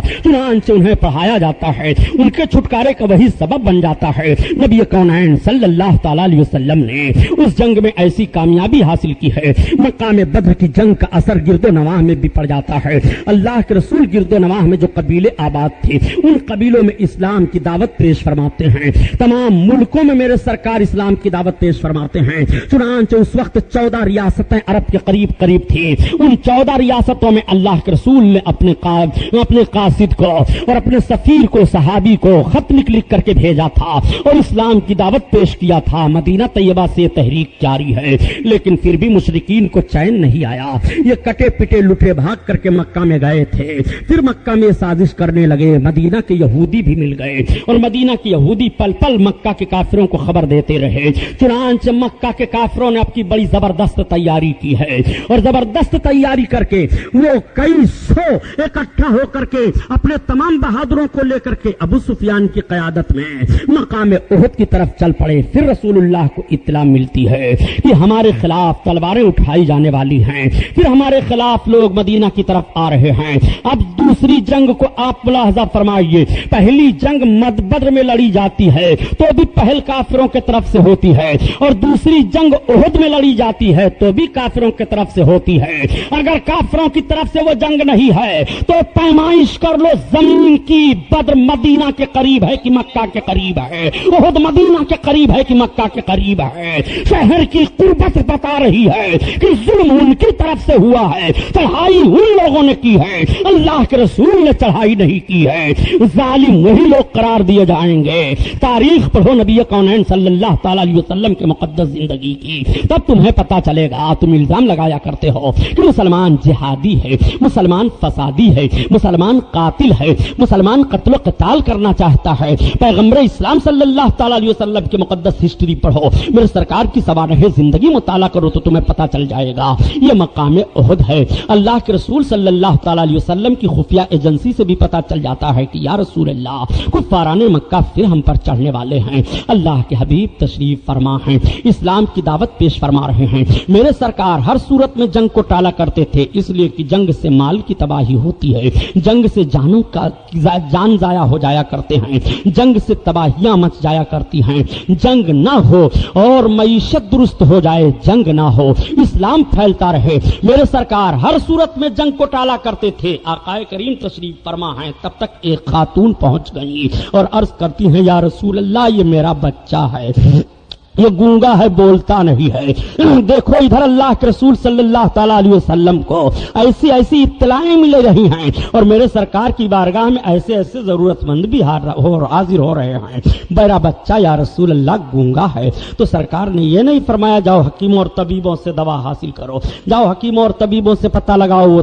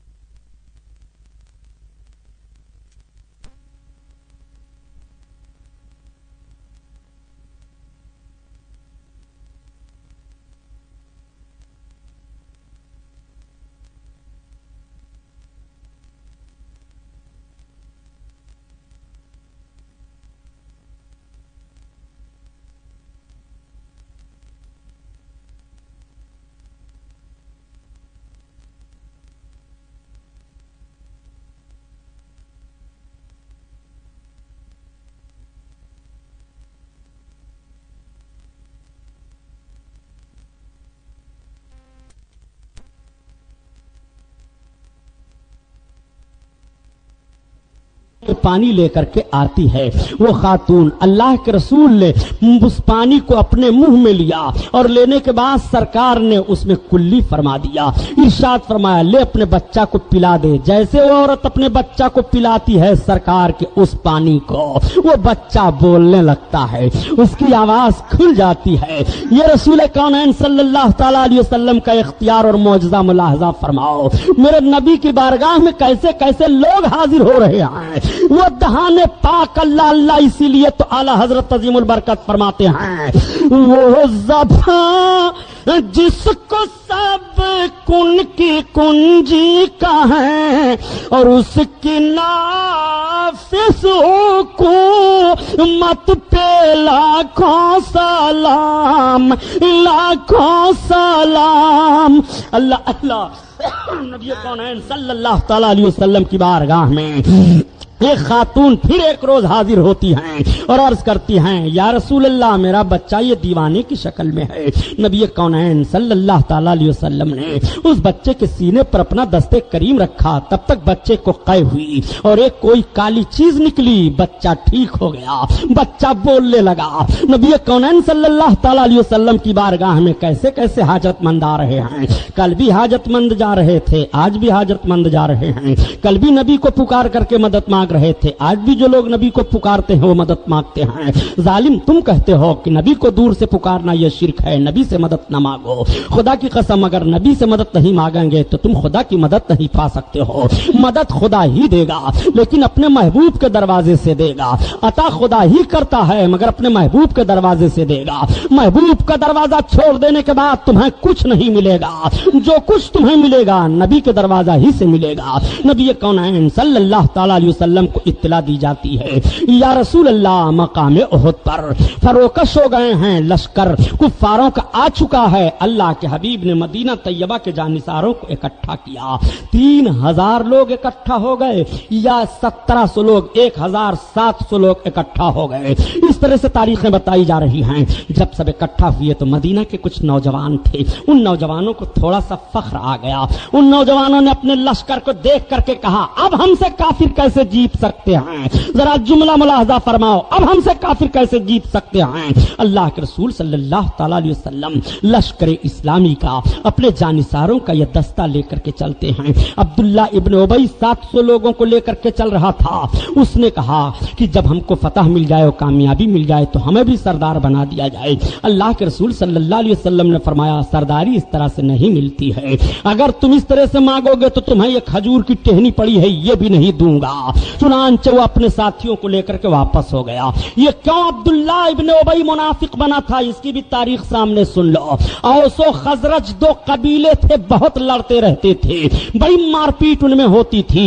एक मर्तबा आस के मकाम पर इतनी भारी जंग हुई उन दोनों कबीलों में कि पूरा कबीला तबाह बर्बाद हो गया। तो उन दोनों कबीलों के कुछ बूढ़े और बुजुर्ग बैठे और उन लोगों ने कहा कि हम लोग आपस में किसी को अपना सरदार मुंतखब कर लें और वो सरदार हम दोनों जमातों पर दबाव रखे, लड़ाई ना हो। चुनांचे उन लोगों ने ताड़ा कि इस वक्त मदीना में अब्दुल्ला इब्न उबई है और अब्दुल्ला इब्न उबई को हम अपना सरदार बनाएं और उसी का की बात को मानें। चुनांचे उन दोनों कबीलों के लोगों ने मिलकर के सोने का ताज तैयार करवाना शुरू किया कि फला दिन हम सोने का ताज पहना करके अपने दोनों कौमों और कबीलों का सरदार अब्दुल्ला इब्न उबई को तस्लीम करेंगे। अब्दुल्ला इब्न उबई के ज़हन फिक्र में ये बात आई कि अगर ये लोग मुझको सोने का ताज पहना करके अपना सरदार मान लेंगे तो फिर मदीना के जितने लोग हैं सब मुझको अपना सरदार तस्लीम करेंगे, मैं पूरे मदीना का हाकिम अशरफ का बन जाऊंगा। ये उसके ज़हन फिक्र में बात थी। तब तक मेरे सरकार मदीना तैयबा में तशरीफ ले आए। इसका सारा किया धरा मलिया मेट हो गया और सो खजरज कबीले के लोग सरकार की बारगाह में हाजिर होकर के इस्लाम कबूल कर लेते हैं और शीरो शकर हो जाते हैं, उनका इख्तिलाफ दूर हो जाता है। अब्दुल्ला इब्न उबई के ताल्लुक से सोने का ताज और सरदारी का मामला सब किया धरा बर्बाद हो गया। उसने देखा कि सारे लोग जब मोहम्मद رسول اللہ کے قدموں میں جا رہے ہیں، تو ظاہری طور پر اس ظالم نے بھی کلمہ پڑھ لیا اور اپنے لوگوں کو لے کر کے سرکار کی بارگاہ میں شامل ہو گیا۔ چنانچہ جب مقام احد پر میرے آقا جانے لگے تو یہ اپنے 700 لوگوں کو لے کر کے آہانہ بہانہ کر کے ٹھہر گیا۔ اللہ کے رسول سمجھ رہے تھے کہ یہ کس بنیاد پر ٹھہر رہا ہے، چنانچہ اپنے شہدائیوں کو لے کر کے میرے آقا مقام احد میں پہنچ گئے۔ مقام احد پر بہت کرہ مقابلہ ہے اور بڑی کئی جماعت کافروں کی مکہ سے آئی ہے، ایسے ایسے لوگ اس میں آئے ہیں۔ ابو سفیان اس کی قیادت کر رہے ہیں، ان کی بیوی ہندا بھی آئی ہیں۔ ہندا کے باپ اور بھائی میدان بدر میں مارے گئے تھے اور سرکار کے چچا حضرت حمزہ نے مارا تھا۔ ہندا نے انعام رکھ دیا تھا کہ میرے بھائی اور میرے باپ کے قاتل کو، حمزہ کو جو قتل کرے گا میں اس کو اپنے سارے زیورات انعام میں دے دوں گی، اور اس کو جو قتل کرے گا، حمزہ قتل ہو گئے تو حمزہ کا کلیجہ نکال کر چباؤں گی اور ہار بنا کر پہنوں گی، یہ انعام ہندا نے بول دیا تھا۔ اتنا جوش و جذبہ کافروں کو دیا گیا تھا مقام احد میں۔ بڑی بھیانک جنگ ہونے لگی ہے، یہ دوسری جنگ عظیم ہونے والی ہے۔ اللہ کے رسول اپنے شہدائیوں کا دستہ لیتے ہیں اور دستہ لینے کے بعد میرے آقا نے نقشہ ملاحظہ فرمایا، آج بھی مدینہ طیبہ میں جاؤ اور مقام احد پر زیارت کرنے کے لیے حضرت حمزہ کے قبر انور کی جاؤ، اس میدان کو نقشہ کو دیکھو، وہی وہ میدان ہے جہاں حق و باطل کی لڑائی لڑی گئی تھی، وہی وہ میدان ہے جہاں تلواریں چمکی تھیں۔ پہاڑیاں آج بھی موجود ہیں، وہ پہاڑ کا حصہ آج بھی موجود ہے جس پہاڑ پر میرے آقا تشریف لے گئے تھے، اس میدان کے ریت آج بھی گواہی دے رہے ہیں جہاں صحابہ کے لاشیں تڑپی تھیں، عشق رسول اللہ میں جہاں ان کا خون بہا تھا۔ مقام احد پر اللہ کے رسول جلوہ افروز ہیں۔ 5 میل کے فاصلے پر اس وقت مقام احد بتایا جاتا تھا، اب تو آبادیاں بڑھ گئی اور وہاں تک پہنچتی چلی جا رہی ہیں۔ وہ مقام احد ہے، میدان میں میرے سرکار بھی پہنچے ہوئے ہیں۔ مدینہ طیبہ پر پہرا لگا دیا جاتا ہے، مدینہ طیبہ میں کچھ لوگوں کو روک دیا جاتا ہے، بچوں کو روک دیا جاتا ہے، عورتوں کی حفاظت کے لیے بھی کچھ لوگوں کو تاکید کر دی جاتی ہے۔ اللہ کے رسول ارشاد فرماتے ہیں، دیکھو یہ پہاڑ ہے اور اس پہاڑ کا درہ ہے، 50 جانثار باہر نکلو۔ حضرت عبداللہ ابن زبیر کی قیادت میں ان 50 جانثاروں کو سرکار نے ارشاد فرمایا، اس درے پر تلواریں لے کر کے کھڑے ہو جاؤ، اسلامی فوج کو جیت ہو یا ہار ہو تم 50 یہاں سے ہٹنا نہیں۔ اللہ کے رسول نے یہ فرمایا، اس درے پر کھڑا کر دیا۔ اسلامی جنگ ہوتی ہے، خاک و خون میں تلواریں پھر ڈوب جاتی ہیں، پھر لاشیں تڑپنے لگتی ہیں، پھر بہادران اسلام اپنی طاقت و قوت کا جوہر دکھاتے ہیں۔ مسلمانوں نے اپنے نبی کے نام پر مل کر کے اتنا زبردست حملہ کیا تھا کہ مقام احد میں کافروں کے قدم اکھڑ گئے اور پیچھے ہٹ گئے، مسلمانوں کو فتح مل گئی۔ یہ سب کے سب مال غنیمت سمیٹنے لگے۔ جب مال غنیمت سے سمیٹنے لگے تو 50 آدمیوں کا دستہ جو وہاں متعین تھا درے پر، ان لوگوں نے دیکھا کہ اب تو کفار بھاگ رہے ہیں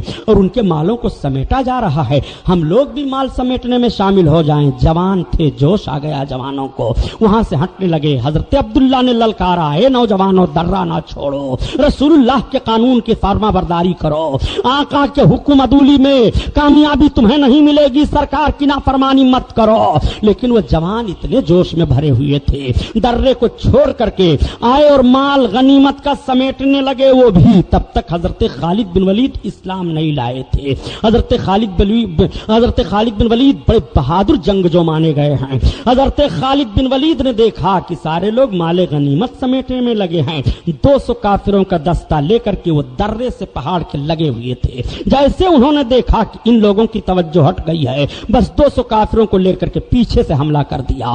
پیچھے سے اچانک حملے کا ہونا تھا، پھر بھاگتے ہوئے کافر پلٹ پڑے، دونوں بیچ میں اسلامی مجاہدین گھر جاتے ہیں۔ آگے دفاع کریں، مال غنیمت سمیٹ رہے تھے، ان کو موقع نہیں ملا، پیچھے سے دشمن حملہ آور ہو گئے۔ ایسی افراتفری پھیلی کہ سب ایک دوسرے سے ادھر ادھر ہو گئے۔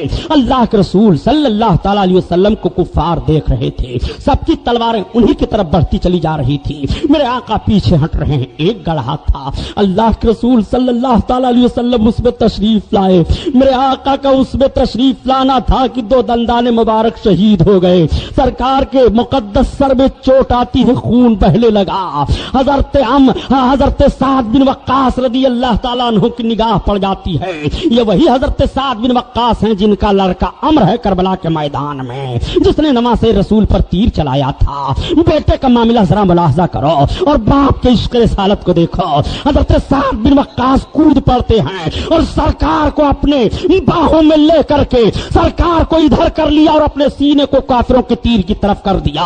ان کے تیر آ رہے ہیں, سعد بن وقاص کو لگ رہے ہیں. اللہ کے رسول نے دیکھا تو تیر کو فوراً اٹھایا اور اٹھانے کے بعد تیر دے دیا سعد بن وقاص کو. سعد مارو کافروں پر تیر, سعد مارو کافروں پر تیر, میرے باپ تم پر قربان ہو. اللہ کے رسول یہ جملہ ارشاد فرما رہے تھے. حضرت سعد بن وقاص کافروں پر تیر مار رہے تھے.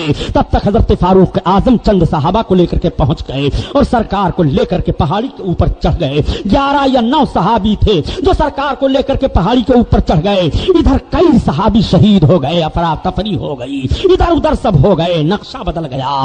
جیتی ہوئی فوج بظاہر شکست میں تبدیل ہو جاتی ہے.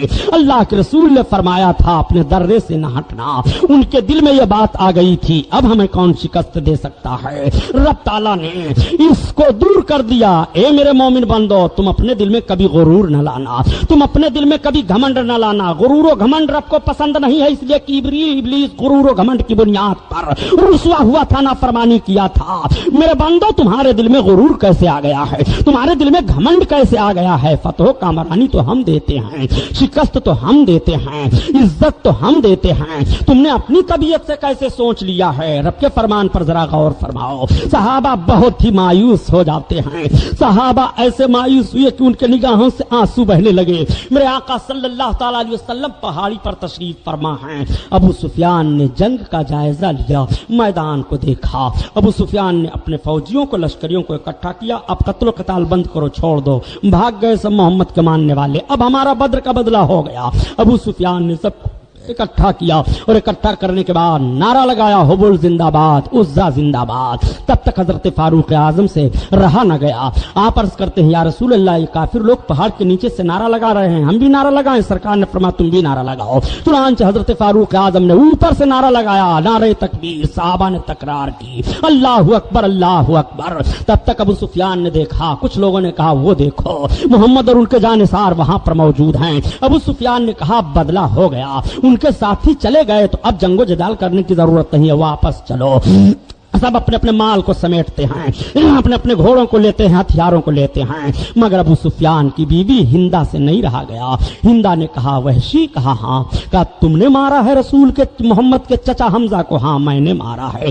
اس لیے کہ مقام احد پر وحشی آئے تھے کافروں کی طرف سے. وحشی نیزہ بہت اچھا چلانا جانتے تھے, اسی نیزے سے انہوں نے حضرت حمزہ کو مارا تھا اور آپ شہید ہو گئے تھے. ہندا نے کہا وحشی یہ سارے میرے زیورات تم انعام میں لے لو. وحشی کو دے دیا سارے زیورات کو انعام میں. ہندا نے کہا حمزہ کا کہاں جنازہ ہے, لاش کہاں ہے؟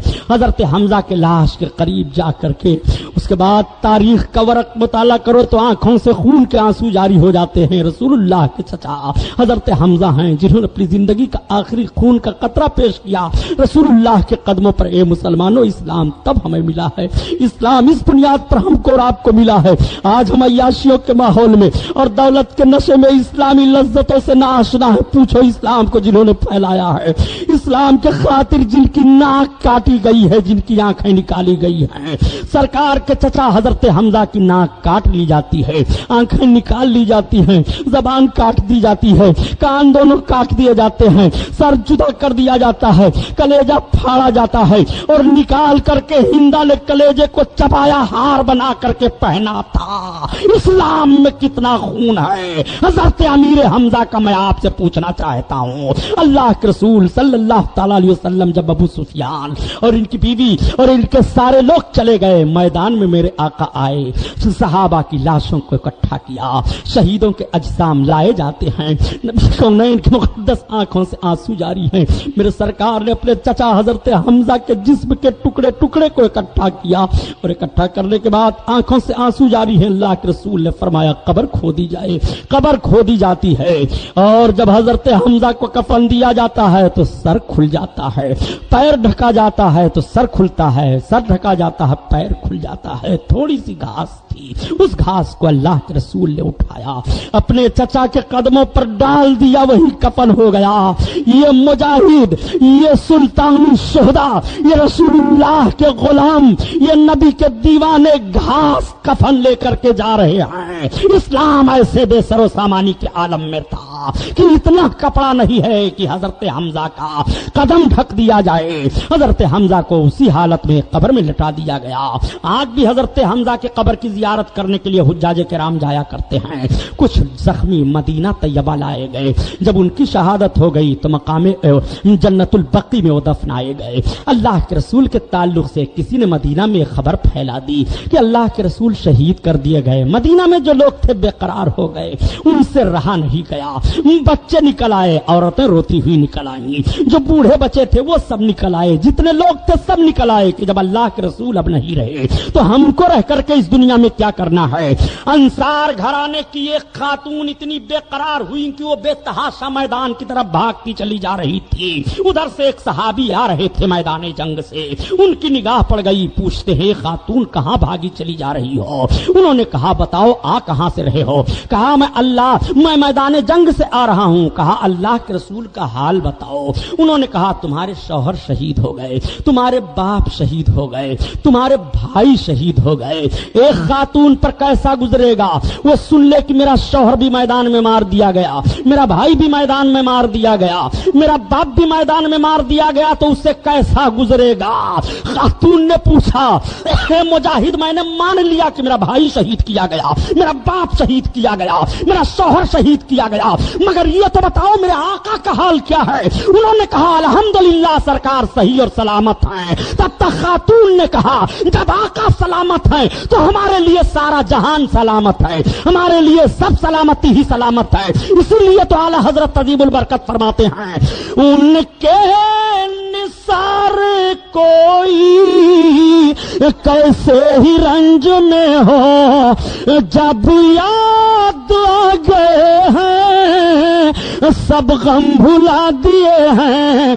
سب غم بھلا دیے ہیں، جب یاد آ گئے ہیں، جب یاد آ گئے ہیں سب غم بھلا دیے ہیں، سب غم بھلا دیے ہیں۔ درود شریف پڑھو اللہم صلی علی سیدنا مولانا محمد معدن الجود والکرم وعلی آلہ بارک وسلم صلاۃ و سلام علیک یا رسول اللہ۔ آخر اسلام تیرے چاہنے والے نہ رہے، جن کا تو چاہت تھا افسوس وہ حالے نہ رہے۔ آپ ذرا ملاحظہ فرمائیے رسول کونین صلی اللہ علیہ وسلم کی مقدس سیرت۔ ایک مسئلہ یہیں پر اور حل کر دوں تاکہ آپ اس میں آپ کی معلومات میں اضافہ ہو جائے، آپ کا ایمان تازہ ہو جائے۔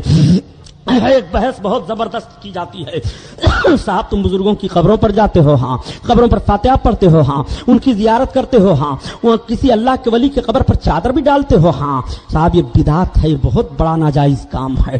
اعلیٰ حضرت عظیم البرکت سے جب پوچھا گیا کہ کسی ولی کے قبر پر چادر ڈالنی کیسی ہے تو آپ فرماتے ہیں اظہار عظمت کے لیے اللہ کے ولی کے قبر پر ایک چادر ڈال دینی کافی ہے، بقیہ منو چادروں کی قیمتیں غریبوں اور فقیروں میں تقسیم کر دی جائیں۔ یہ ہے مسلک اعلیٰ حضرت، مجاوروں نے خون کر دیا ہے مسلک اعلیٰ حضرت کا۔ مسلک اعلیٰ حضرت تو ذرا دیکھو، آقا کریم صلی اللہ تعالی علیہ وسلم کے شیدائیوں پر اعتراض کیا جاتا ہے کہ قبروں کے پاس کیوں جاتے ہو؟ اب پتہ یہ چلا کہ لاؤ سرکار کی سیرت دیکھی جائے، لاؤ نبی کونین کی 63 سالہ زندگی مطالعہ کیا جائے، کیا نبی بھی قبروں پر گئے ہیں مومنین کے کہ نہیں؟ کیا نبی نے بھی مومنوں کے قبروں کے پر جا کر کے ان کے لیے دعا کی ہے کہ نہیں؟ تو جنت البقیع کے قبرستان میں تو آقا جایا ہی کرتے تھے، لیکن کہہ سکتے ہو سرکار کبھی کبھی جاتے تھے، دن تو کوئی متعین نہیں تھا۔ لیکن آؤ یہ مقام احد ہے، جس روز احد کی لڑائی ہوئی تھی، جب سال میں وہ دن آتا تھا تو اللہ کے رسول اس دن احد میں تشریف لے جاتے تھے اور احد کے شہیدوں کے لیے مغفرت کی دعا مانگتے تھے۔ پتہ یہ چلا کہ شہید کی قبر پر جانا اس کے شہادت کی دن یہ رسول اللہ کی سنت ہے، یہ رسول اللہ کا طریقہ ہے۔ میرے سرکار شہدائے احد کی قبروں پر جایا کرتے تھے۔ حدیث کی کتابوں کو پڑھو اور دیکھو سرکار کی یہ حدیث ہے کہ نہیں۔ سبحان اللہ، نعرہ تکبیر، نعرہ رسالت، مذہب اسلام، مسلک کے اعلیٰ حضرت علامہ سبحانی صاحب قبلہ سبحان اللہ سبحان مولوی صاحب سے پوچھئے گا، مولوی صاحب ہاں ذرا یہ بتائیے سرکار شہدائے احد کی قبروں پر سال میں جاتے تھے؟ اگر کہہ دیں نہیں تو ہمارے پاس آئیے گا، اور کہیں کہ ہاں تو کہیے تو پھر ہم کو شہیدوں کی قبروں پر جانے سے آپ کیوں روکتے ہیں؟ سرکار سال میں شہیدوں کی قبروں پر تشریف لے جاتے تھے، ان کے لیے دعائے مغفرت کیا کرتے تھے۔ اللہ کے رسول صلی اللہ علیہ وسلم کی سیرت ذرا ملاحظہ فرماؤ۔ میرے سرکار تشریف لائے، مدینہ طیبہ پہنچے، بہت غمگین ہیں مسلمان، انہیں بڑی فکر لگی ہوئی ہے کہ ہمیں شکست ہو گئی، ہم آج جیتی ہوئی جنگ کو شکست میں دیکھ کر کے آ رہے ہیں، گھر گھر ماتم ہے، آنکھوں سے آنسو بہ رہے ہیں۔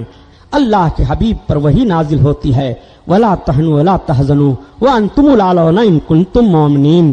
تم غم نہ کھاؤ، سست نہ پڑو، تم ہی کامیاب ہو مومن اگر ہو تو۔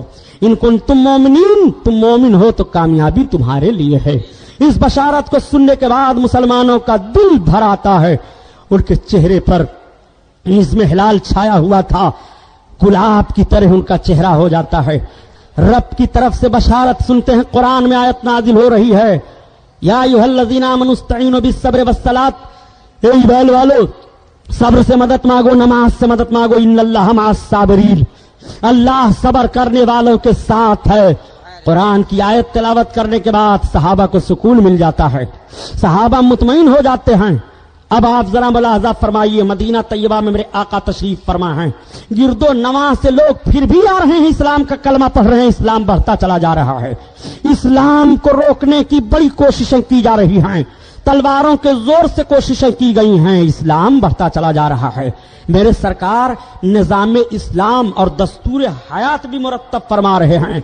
میرے سرکار نے مدینہ طیبہ میں اجتماع کیا صحابہ کا، اور ارشاد فرمایا، میرے صحابہ نماز جماعت سے پڑھتے ہو؟ عرض کرتے ہاں یا رسول اللہ ہم پڑھتے ہیں۔ آقا ارشاد فرماتے ہیں، جہاں ٹائم ہوتا ہے، جس میدان میں ہوتا ہے، نماز صحابہ جماعت سے ادا کر لیا کرتے ہیں۔ نماز کے اعلان کے لیے کیسے کیا کیا جائے؟ صحابہ سے سرکار نے مشورہ کیا، اس وقت اذان نہیں تھی۔ آج جو لوگ نبی کونین کی مقدس سنت سے دور بھاگ رہے ہیں، وہ ذرا دیکھیں، وہ نماز پڑھیں جو بغیر اذان والی ہو۔ صحابہ پہلے بغیر اذان کے نماز پڑھتے تھے، قرآن میں کہیں حکم نہیں ہے کہ پہلے اذان دے لو تب نماز پڑھو۔ تمہاری ماں نے دودھ پلایا ہے، اتنا علم ہے تو بتاؤ مجھے، قرآن میں حکم دیا اور ہم نے کہ پہلے نماز پڑھنے کے لیے اذان دے لو؟ وضو بنانے کے لیے تو قرآن میں حکم ہے، طہارت حاصل کرنے کے لیے تو ہے، نماز کے اوقات کا تعین تو کیا گیا ہے وہ ہے، لیکن بتاؤ نماز کی تیاری کرنے کے لیے نماز کا وقت ہو جائے تو اذان دو، یہ قرآن میں نہیں ہے۔ اللہ کے رسول صلی اللہ تعالیٰ علیہ وسلم نے صحابہ کو مشورہ دیا، کسی نے عرض کیا کہ یا رسول اللہ ایسا کیا جائے کہ پہاڑ پر آگ جلائی جائے، اس آگ کو دیکھ کر کے لوگ جمع ہو جائیں گے۔ سرکار نے فرمایا آگ مجوس جلاتے ہیں۔ کسی نے عرض کیا یا رسول اللہ ایسا کریں کہ ہم ناقوس بجائیں، آقا کریم نے فرمایا یہ بھی ہمارے لیے مناسب نہیں ہے، ناقوس تو اپنی عبادت کی کرنے کے لیے اپنے گرجاؤں میں عیسائی بجایا کرتے ہیں۔ کسی نے عرض کیا کہ یا رسول اللہ ہم گھنٹیاں گھڑیال بجایا کریں، آقا نے فرمایا یہ تو یہودیوں کا طریقہ ہے، ہم ایسا بھی نہیں کر سکتے ہیں۔ تب تک حضرت عمر فاروق اعظم نے عرض کیا یا رسول اللہ کیوں نہ ایسا کیا جائے کہ جب نماز کا وقت ہو جائے تو کہا جائے، کوئی بلند آواز سے کہے الصلاۃ الصلاۃ۔ آقا کریم صلی اللہ علیہ وسلم نے فرمایا ہاں یہ مناسب ہے۔ اسی پر بات طے ہو گئی۔ اللہ کے رسول صلی اللہ علیہ وسلم آرام فرما ہوتے ہیں، صحابہ سوئے۔ سرکار کے ایک صحابی ہیں، خواب دیکھتے ہیں کہ کوئی کہہ رہا ہے کہ اس طرح سے اذان کے الفاظ کہو، اللہ اکبر اللہ اکبر اللہ اکبر، اشہد ان لا الہ الا اللہ، اشہد ان لا الہ الا اللہ، اشہد ان محمد الرسول اللہ، اشہد ان محمد الرسول اللہ، حی علی الصلاۃ حی علی الصلاۃ حی علی الفلاح، اور اس کے بعد پھر لا الہ الا اللہ اللہ اکبر۔ اس طرح کوئی مجھ سے کہہ رہا ہے خواب میں۔ حضرت عمر فاروق اعظم فرماتے ہیں یہی خواب میں نے بھی دیکھا۔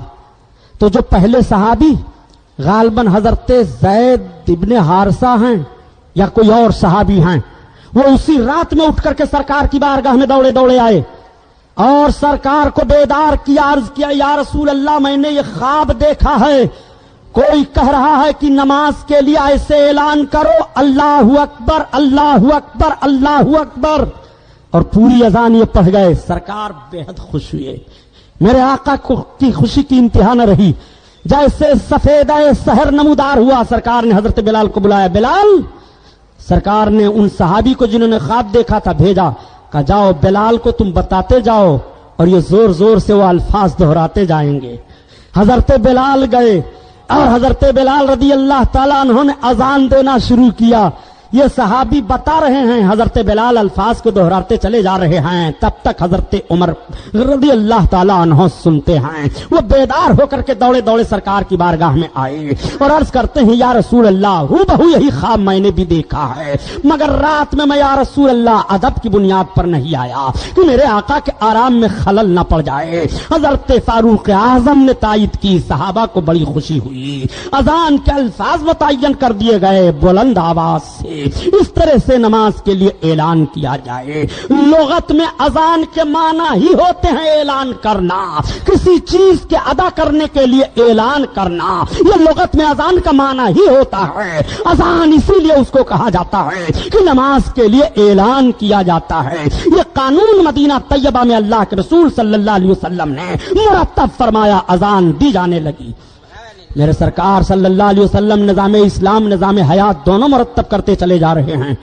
اللہ کے حبیب صلی اللہ تعالی علیہ وسلم کی بارگاہ میں فوج در فوج لوگ داخل ہو رہے ہیں، اسلام میں آ کر کے شریک ہو رہے ہیں.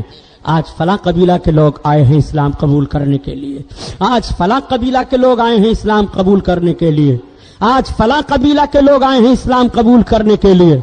ادھر تو اسلام کی تبلیغ ہو رہی ہے. اللہ کے رسول صلی اللہ علیہ وسلم صحابہ کی معیشت کو مضبوط فرما رہے ہیں. میرے سرکار جب ہجرت فرما کر کے آئے تو مہاجر جو صحابی تھے وہ سب چھوڑ چھاڑ کر کے مکہ سے آئے تھے. کسی کے پاس کچھ نہیں تھا. مدینہ طیبہ کے انصار کو سرکار نے اکٹھا کیا اور ایک دوسرے کا بھائی بنا دیا. تم اپنے مال تجارت سے آدھا انہیں دے دو. اگر کسی کے پاس 2 بیویاں ہیں تو ایک کو طلاق دے دو، ایک کو رکھو، ایک کو اپنے بھائی کو دو. اگر تمہارے پاس 4 مکان ہیں تو اپنے بھائی کو دے دو. مواخات میرے سرکار نے قائم فرما دیا. ایسی مثال کون پیش کرے گا؟ وہ مہاجر تھے، گھر بار سب چھوڑ چھاڑ کر آئے تھے، گھبراہٹ ہو رہی تھی. لیکن جب اللہ کے رسول نے بھائی چارگی کی رسی میں جکڑ دیا تو صحابہ کا جوش بڑھ جاتا ہے. ان کی معیشت مضبوط ہوتی چلی جا رہی ہے، وہ مضبوط ہوتے چلے جا رہے ہیں. اللہ کے رسول صلی اللہ تعالی علیہ وسلم کی بارگاہ میں جب آپ ہجرت فرما کر کے آئے تو 7 مہینہ کے بعد حضرت عائشہ صدیقہ رضی اللہ تعالیٰ عنہ کی رخصتی ہوئی. وہ بارگاہ رسالت میں پہنچے. مدینہ طیبہ میں میرے سرکار جب ہجرت فرما کر آئے تو یہودی ایک بات اور مشہور کر دیے تھے. معلوم ہے یہودیوں نے کہا کہ مسلمانوں کی عورتوں پر ہم لوگوں نے جادو کر دیا ہے، اب ان کی عورتوں کو بچے نہیں پیدا ہوں گے. تو سب گھبرا گئے معاذ اللہ رب العالمین. ذہن میں وسوسہ آنے لگا. ان لوگوں نے کہا ہم لوگوں نے جادو کر دیا ہے، ان کی عورتیں آقرا ہو گئی ہیں، باجھ ہو گئی ہیں، بچے نہیں ہوں گے. اللہ اکبر. حضرت عبداللہ ابن مسعود رضی اللہ تعالیٰ عنہ ہیں. ان کی پیدائش پہلے ہوتی ہے. جب یہ پیدا ہوئے تو صحابہ نے نعرہ لگایا سب سے پہلے ہجرت کے بعد ان کی ولادت بسعادت ہوتی ہے. ماں گود میں لے لیتی ہیں، سرکار کی بارگاہ میں لا کر کے حضرت عبداللہ کو پیش کر دیا. یا رسول اللہ میرا بچہ ہے. آقا نے اپنی گود میں لے کر کے سینے سے لگا لیا. کھجور منگایا، سرکار نے اس کو اپنے منہ میں رکھ کر کے چبایا اور جب خوب نرم ہو گیا کھجور تو سرکار نے عبداللہ کے منہ میں ڈالا اور اپنا لعاب شریف ڈالا اور سرکار نے سر پر ہاتھ پھیرا، برکت کی دعائیں دے دی. پتہ یہ چلا یہیں سے نظام حیات مرتب ہو رہا ہے کہ اگر کسی کے گھر کوئی بچہ پیدا ہو تو سب سے پہلے کسی صالح اور نیک آدمی کا جھوٹا اس کے منہ میں ڈالا جائے تاکہ اس کا اثر پڑے. رسول اللہ نے اپنے دہانے پاک سے ان کے منہ میں کھجوروں کو کوچ کر کے ڈالا تھا اور حضرت عبداللہ کے پیٹ میں سب سے پہلے جو غذا جاتی ہے وہ رسول اللہ کا لعاب شریف ہے اور سرکار کے دہانے مبارک سے نکلے ہوئے کھجور نرم نرم ہیں. وہ سرکار کا دہنے پاک اللہ اکبر جس کے تعلق سے اعلیٰ حضرت فرماتے ہیں وہ دہن جس کی ہر بات وہی خدا یا رسول اللہ. وہ دہن جس کی ہر بات وہی خدا اور چشمہ علم و حکمت پہ لاکھوں سلام لاکھوں سلام. دستور حیات میرے سرکار نے مرتب فرمایا کہ نہیں کیا آج آپ کے گھر میں جب بچہ پیدا ہوتا ہے تو صالح آدمی کو تلاش کر کے یہ طریقہ ادا کرتے ہو کہ نہیں؟ رسول اللہ کا فرمان ہے. میرے سرکار نے عمل بھی کیا کہ جب حسن و حسین پیدا ہوئے تو ایک کان میں اذان دی جاتی ہے, دوسرے کان میں تکبیر کہی جاتی ہے, بال اتار کر کے عقیقہ کیا جاتا ہے, صدقہ کیا جاتا ہے. رسول کونین نظام حیات بھی مرتب فرما رہے ہیں, نظام اسلام بھی مرتب فرما رہے ہیں. اللہ تعالیٰ نے قرآن میں فرمایا قل یا الناس انی رسول اللہ علیکم جمیعا. اے محبوب تم فرما دو میں ساری کائنات کے لیے رسول بن کر آیا ہوں. میرے آقا ساری کائنات کے لیے رسول بن کر آئے ہیں. ہندوستان کے لوگ بھی سوچیں جو کلمہ نماز روزہ قرآن کی مخالفت پر ہر دم اڑے رہتے ہیں. مسجدیں نہ بنائی جائیں پوری طاقت یہ لگاتے ہیں, مسجدیں نہ بنائی جائیں حالانکہ مسجدیں تعمیر ہو رہی ہیں. قرآن نہ پڑھا جائے حالانکہ قرآن پڑھا جا رہا ہے. اسلام نہ پھیلے اسلام پھیلتا چلا جا رہا ہے. جہاں دیکھیے وہی اسلام بڑھتا چلا جا رہا ہے. اسلام کی فطرت میں قدرت نے لچک دی ہے, یہ اتنا ہی ابھرے گا جتنا اسے دباؤ گے. رسول اللہ صلی اللہ تعالی علیہ وسلم اسلام کی نشر و اشاعت مدینہ کی سرزمین پر کر رہے ہیں. پھر تیسری جنگ کون سی ہوئی؟ ذرا جنگوں کا نقشہ تو آپ سامنے رکھیے. اسی لیے میں نے عرض کیا کہ خدا کی قسم 63 سالہ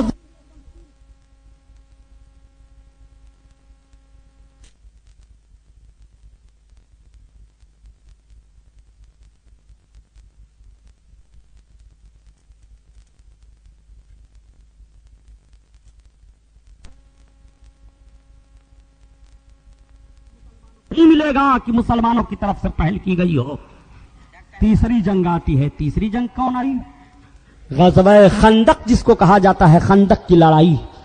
پوری طاقت کے ساتھ کفار اکٹھا ہوئے اور اکٹھا ہونے کے بعد کہا کہ ہم مدینہ پر چڑھ چلیں گے. ہر دفعہ یہ مدینہ پر چڑھائی کرنے کی کوشش کرتے ہیں. جب پہلی دفعہ کوشش کیا تو بدر میں روک دیا گیا, جب دوسری دفعہ کوشش کیا تو مقام احد پر روک دیا گیا. اب کی تیسری بار یہ پھر مدینہ پر چڑھائی کر رہے ہیں, پھر مدینہ پر یہ چڑھ کر کے آ رہے ہیں. اللہ کے رسول صلی اللہ علیہ وسلم کی خفیہ ایجنسی سے پتہ چل جاتا ہے یا رسول اللہ بڑی زبردست تیاری کر کے کفاران مکہ اور گرد و نواح کے سارے لوگ مل کر کے مدینہ طیبہ پر حملہ آور ہوں گے. اللہ کے رسول صلی اللہ تعالی علیہ وسلم نے اپنے صحابہ کو بلایا.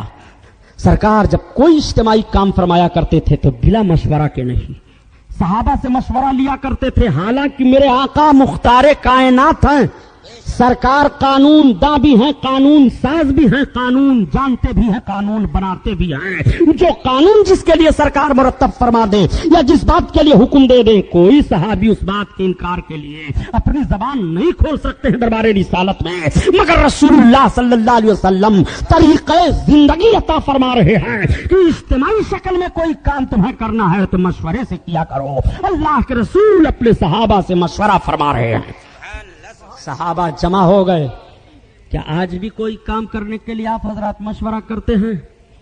اگر مشورہ کیا جائے اور لوگ مشورہ اس میں دیں تو جو صاحب بہت بھاری زیادہ بیچارے کمیٹی میں اہم رکھتے ہوں وہ جو مشورہ دے دیں سب مان لو تب تو ٹھیک ہے, ورنہ فوراً اختلاف ہو جائے گا, فوراً سے بھاگنا شروع کر دیں گے, دوسری پارٹی بن جائے گی.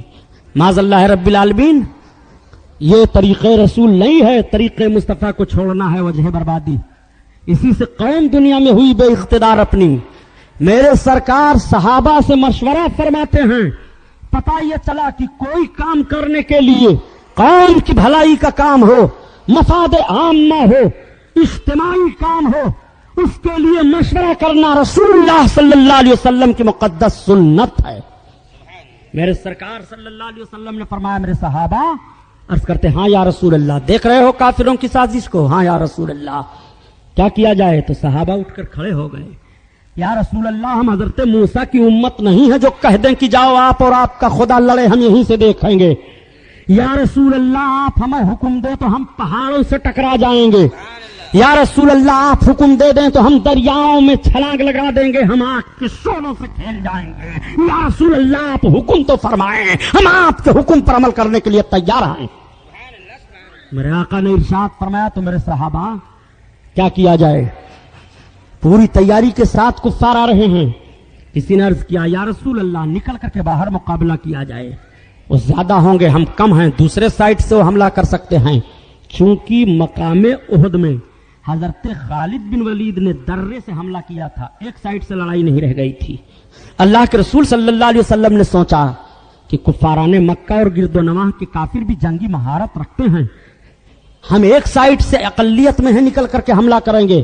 وہ مدینہ کے جتنے راستے ہیں ہر راستے پر وہ اپنے جوانوں کو لگا دیں, دقت پیدا ہو سکتی ہے, کوئی دوسری رائے پیش کرو. حضرت سلمان فارسی کھڑے ہوتے ہیں. یہ حضرت سلمان فارسی کون ہیں؟ فارس کے رہنے والے ہیں, فارسی النسل تھے. اللہ کے رسول صلی اللہ علیہ وسلم پر ایمان لائے بڑے عظیم صحابی ہیں حضرت سلمان فارسی, بڑی لمبی عمر ان کی ہوئی. حضرت سلمان فارسی نے عرض کیا کہ یا رسول اللہ ایک مشورہ میں عرض کروں؟ سرکار نے فرمایا کہو. عرض کرتے ہیں یا رسول اللہ میری رائے تو یہ ہے کہ مدینہ میں ایک طرف سے پہاڑیاں ہیں, ایک طرف سے کھجوروں کے درخت ہیں, ایک طرف سے راستہ آنے جانے کا ہے. تو یا رسول اللہ جدھر سے راستہ آنے جانے کا ہے تھوڑا سا حصہ چھوڑ کر کے ہم خندق کھود دیں اور اتنی گہری کھائی ہم کھودیں کہ وہ کھائی پار کر کے ہمارے طرف نہ آ سکیں اور یہیں سے ہم دفاع کریں. اللہ کے رسول نے پسند فرما لیا اس مشورہ کو. ذرا وہ لوگ جو دہشت گردی کا الزام مسلمانوں پر لگاتے ہیں بتانا کہ کافروں نے اپنے شہر کی حفاظت کے لیے کھائی کھودی تھی یا کھدوائی تھی کہ اللہ کے رسول نے مدینہ کی حفاظت کے لیے جب کفار چڑھ رہے ہیں تو اپنے جانساروں سے خندق کھدوا رہے ہیں. شہر کی حفاظت ہو, بچوں کی حفاظت ہو, عورتوں کی حفاظت ہو, کمزوروں کی حفاظت ہو, حفاظت کے لیے خندق کھودی جا رہی ہے اور دہشت گردی پھیلانے کے لیے تلوار اٹھائی جا رہی ہے. پتہ چلا کہ دہشت گردی مسلمانوں کی طرف سے نہیں ہے, دہشت گرد کافر ہوتا ہے اور کافروں کی طرف سے دہشت گردی پھیلائی جاتی ہے. یہ تاریخ رہی ہے, یہ دستور رہا ہے, یہ تاریخی حوالہ میں پیش کر رہا ہوں. سنو, اللہ کے رسول صلی اللہ تعالی علیہ وسلم اپنے صحابہ کو زمین کا حصہ تقسیم فرماتے ہیں. یہاں سے یہاں تک تم خندق کھودو, یہاں سے یہاں تک تم کھودو, یہاں سے یہاں تک تم کھودو. میرے آقا صلی اللہ علیہ وسلم زمین کا حصہ بانٹ دیا, ایک حصہ اپنے لیے سرکار نے رکھا. آقا کا کرم ذرا ملاحظہ فرمائیے, یا ایسے آقا نہیں ہے کہ غلام تو کام میں لگے رہیں مگر آقا نہ لگیں. آج کے حکمرانوں کا ذہن و فکر دیکھو, اپنے نبی کے زندگی مقدس کا مطالعہ کرو. اللہ کے رسول نے بھی اپنے حصے کے لیے زمین کو لے لیا. صحابہ کو حکم ہو گیا کھودو, سارے لوگ پھاوڑا لے کر کے اور زمین کھودنے کے سامانوں کو لے کر کے زمین کی کھدائی کرنا شروع کر دیے. ناپ ناپ کر کے زمین کھودی جا رہی ہے. ایک صحابی بہت بھوکے ہو گئے, ان کے پاس کچھ کھانے کے لیے نہیں تھا. ان کی بچی ان کے پاس آئی, تھوڑا سا کھجور لے کر کے آئی. اس نے اپنے باپ کو چپکے سے کھجور دیا. باپ کھا لو, بھوکے ہو. گھر میں کچھ نہیں تھا, یہ تھوڑا سا کھجور تھا. ان سے رہا نہیں گیا, انہوں نے اور صحابہ کو دیکھا, اس کھجور کو اللہ کے حبیب کی بارگاہ میں پیش کر دیا. یا رسول اللہ یہ کھجور ہے. میرے آقا صلی اللہ تعالی علیہ وسلم اس کھجور پر اپنے دستے نبوت کو رکھتے ہیں, نکال نکال کر دیتے جاتے ہیں. سب کھاتے ہیں, سب کے پیٹ بھر جاتے ہیں. اور جب رسول اللہ نے اس کھجور سے اپنے دستے کریم کو ہٹایا تو دیکھا جاتا تھا کہ جتنی کھجوروں کو بچی لے کر کے پہلے آئی تھی اتنی کھجوریں اب بھی موجود ہیں. کہاں کہاں دیکھو گے اپنے سرکار کو جو رسول وطن اور شہر کی حفاظت کے لیے خندق کی کھدائی کروا رہے ہیں. وہ میرے آقا اپنا کریمانہ حال اور اپنا اختیار بھی تو دکھا رہے ہیں. نبی کی بارگاہ میں کسی چیز کی کمی نہیں. اسی لیے تو اعلیٰ حضرت عظیم البرکت ارشاد فرماتے ہیں, مالک کونین ہیں گو پاس کچھ رکھتے نہیں, اور دو جہاں کی نعمتیں ہیں ان کے خالی ہاتھ میں, دو جہاں کی نعمتیں ہیں ان کے خالی ہاتھ میں. اللہ اللہ, خندق کھودی جا رہی ہے. ایک صحابی اور بھوکے ہو گئے. جب بھوک نہ برداشت ہوئی تو انہوں نے اپنے پیٹ پر پتھر باندھ لیا. जब नहीं बर्दाश्त कर सके तो आका की बारगाह में हाजिर आए। या रसूल अल्लाह, मैं अपने हिस्से की जमीन खोद रहा हूं, जमीन तो थोड़ी सी रह गई है या रसूल अल्लाह, मगर बहुत भूख लगी है। मेरे आका अगर कुछ खाने को मिल जाए। सरकार, इतनी भूख लगी है कि ये मैंने पेट पर पत्थर बांध लिए हैं। इतना जैसे मेरे आका की निगाह पड़ी, आंखों में आंसू छलक आए। सरकार ने अपने दामने करम को हटाया तो सहाबी अर्ज करते हैं, या रसूल अल्लाह, अब कभी भी भूख की शिकायत नहीं करूंगा। सहाबी के पेट पर एक पत्थर बंधा हुआ है, नबी कौनैन के शिकमे अतहर पर दो दो पत्थर बंधे हुए हैं। ये है भूख का मामला, ये है कनात की जिंदगी। इसीलिए तो आला हजरत अजीमुल बरकत फरमाते हैं कि सुनो अपने आका सल्लल्लाहु ताला अलैहि वसल्लम की जिंदगी सुनो कि मिल्कियत मेरे सरकार की है, मगर आप कनात किस तरह से फरमा रहे हैं। कुल जहां मिल्क और जौ की रोटी ग़िज़ा, उस शिकम के कनात पे लाखों सलाम, लाखों सलाम।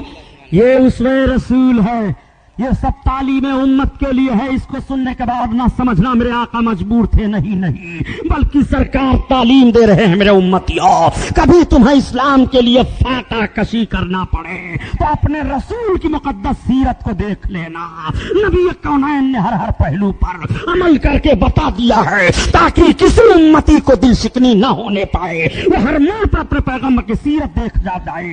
मैदान में हो तो नबी की सीरत देख ले, अपने मकान में हो तो नबी की सीरत देख ले, तजारत के माहौल में हो तो नबी की सीरत देख ले, मुल्क की हिफाजत में हो तो नबी की सीरत देख ले, दुश्मन के मुकाबले में हो तो नबी की सीरत देख ले। इसलिए रसूलुल्लाह अपनी मुकम्मल जिंदगी पाक को उम्मतियों के लिए पेश कर रहे हैं कि उनका रब उनके लिए इरशाद फरमाता है, कुल या अय्युहन्नास इन्नी रसूलुल्लाह अलैकुम जमीआ। ए महबूब, फरमा दो मैं तुम सबकी तरफ अल्लाह का रसूल बन करके आया हूं। मेरे आका सल्लल्लाहु ताला अलैहि वसल्लम की मुकद्दस सीरत देखो। हजरत जाबिर रदी अल्लाह ताला अन्हु ने देखा, वो अपने घर गए, खोदना बंद कर दिया। बेगम कहाँ है? घर कुछ हाँ है। क्या है? 1.5 सेर जौ है। कहा जल्दी से आटा बनाओ। क्या बात है? अल्लाह के रसूल बहुत भूखे हैं, मैं सरकार की दावत लेना चाहता हूं। हजरत जाबिर के घर एक जानवर था, उस छोटे से जानवर को आपने ज़िबा कर दिया, उसकी बोटियां बनाई और हांडी में रख दिया। बेगम कहाँ? आटा गूंथ करके तैयार रखो, मैं सरकार को दावत देने जा रहा हूं। आपकी बीवी ने कहा, तो जमीन खोदने वाले तो काफी हैं साहबा, और हमारे घर 1.5 सेर ही जौ का आटा है, गोश्त तो आप ही बना रहे हैं, जरा देख करके जाइएगा, दावत दीजिएगा। इसलिए कि औरत का मिजाज होता है कि घर के खाने की तारीफ हो तो औरत खुश होती है, घर में खाने की कमी हो जाए तो दिक्कत औरत को होती है, बेइज्जती उसकी होती है। ये औरत की फितरत है। चुनांचे उन्होंने कहा कि आप देख करके घर का सारा मामला जा रहे हो। कहा ठीक, घबराओ नहीं। ये गए सरकार की बारगाह में पहुंचे। या रसूल अल्लाह, मेरे आका ने फरमाया, जाबिर कहो क्या हाल है? सरकार, मेरे पास 1.5 सेर जौ था, एक जानवर था, उसको ज़िबा कर दिया हूं, मेरी बीवी आटा तैयार कर रही हूं, हुजूर आपकी दावत है और सरकार आप जिसको समझे मुनासिब ले लें। मेरे आका ने इरशाद फरमाया, खंदक खोदने वालों, खंदक बंद करो खोदना, चलो सबकी दावत है जाबिर के घर। अब हजरत जाबिर सोचने लगे कि या अल्लाह, चलते चलते बीवी ने बता दिया था, मैंने तो सरकार को दावत दी और ये अर्ज किया और आका सबको दावत दे रहे हैं, मगर अब करें क्या? सरकार का हुक्म है। कुछ नहीं बोल रहे हैं। मेरे आका सल्लल्लाहु अलैहि वसल्लम पूरे सहाबा की जमात को लेकर के जाबिर के घर जा रहे हैं। जब घर पहुंचे तो बीवी ने झांक करके देखा। हजरत जाबिर जैसे घर में पहुंचे, कहा तो आपने तो मेरी इज्जत ले ली। कहा क्या? कहा मैंने बता दिया था कि 1.5 सेर जौ है और जानवर आप ही ने ज़िबा किया है और सरकार को दावत दीजिएगा और जिसको सरकार समझेंगे। कहा तो यही तो हुआ मामला, हमने सरकार को दावत दी और सरकार ने सबको दे दी है। तो नेक पाक तीनत बीवी थी, उन्होंने कहा फिर हमको कोई गम नहीं, हमारी जिम्मेदारी है सरकार को खिलाना और सरकार ने जिसको दावत दी है उनकी जिम्मेदारी है सबको खिलाना। आका ने इरशाद फरमाया, जाबिर, हाँ या रसूल अल्लाह, लाओ आटा लाओ। आटा लाया गया, गूंधा हुआ आटा सामने रख दिया जाता है। सरकार ने अपना लुआब शरीफ लिया, थूक और आटे में डाल दिया। फरमाया जाबिर कहाँ हैं? कहा ले जाओ अपनी बीवी से कह दो और औरतों को बुला ले और गूंद करके आटा रोटी तैयार करें। अब यहीं पर आप रुक जाइए थोड़ा सा। मेरे सरकार ने अपना लुआब क्यों आटे में डाला? थूक, पानी मंगा करके डाल देते, हाथ ही सरकार रख देते, बरकत हो जाती आटे पर। थूक क्यों डाल रहे हैं? जरा आप अपने बेगम को कह दीजिए ला तू अपना हाथ कर, मैं थूकता हूं, चाट, तो मारेगी एक थप्पड़। बट बेवकूफ कहेंगे। प्यार मोहब्बत का मामला ही थोड़ा है कि तुम्हारे थूक को मैं चाटूं। बहुत दम भरते हो कि जैसे हम नबी हैं ऐसे रसूलुल्लाह हैं, माज़अल्लाह।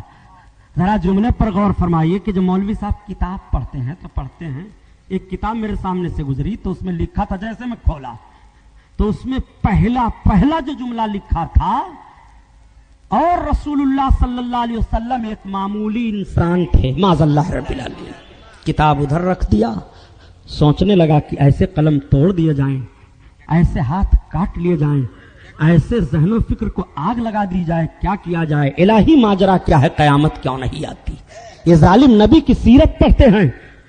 अल्लाह के रसूल सल्लल्लाहु अलैहि वसल्लम ने अपना लुआब शरीफ क्यों डाला? हाथ लगा देते, आटे में बरकत हो जाती। पानी मगा करके डाल देते, आटा पानी से गूंधा जाता, किसी को आर भी ना गुजरता। नबी दिखा रहे हैं, देखो मेरे दीवानों को, मेरे दीवाने मेरे लुआब से कितनी मोहब्बत कर रहे हैं, तो मुस्तफा के खून से इनको कितनी मोहब्बत होगी। रसूलुल्लाह ने साबित कर दिया और सहाबा ने भी साबित कर दिया, या रसूल अल्लाह, आपके हर हर आदा, हर दस्तूर, हर कानून से हमें मोहब्बत है। रसूलुल्लाह का लुआब शरीफ है, पानी में डाल दे तो पानी मीठा हो जाए, और आटे में डाल दे तो आटा बढ़ जाए। वो आटा जिसके पेट में गया है, कभी पेट में बीमारी नहीं हुई है, सबका थूक थूक है, मगर रसूलुल्लाह का थूक नूर है, नूर है। अल्लाहु अकबर, कुल या अय्युहन्नास इन्नी रसूलुल्लाह अलैकुम जमिया। ए महबूब, तुम फरमा दो कि मैं तुम सब की तरफ अल्लाह का रसूल बनकर आया हूं। यहीं से इंशाअल्लाह बयान कल होगा और फतह मक्का बयान किया जाएगा। इंशाअल्लाह ताला आप तशरीफ लाएं कल और वक्त से आ जाया करें। ये महफिल नूर जिंदाबाद, पाइंदाबाद, ये किताबें आई हैं।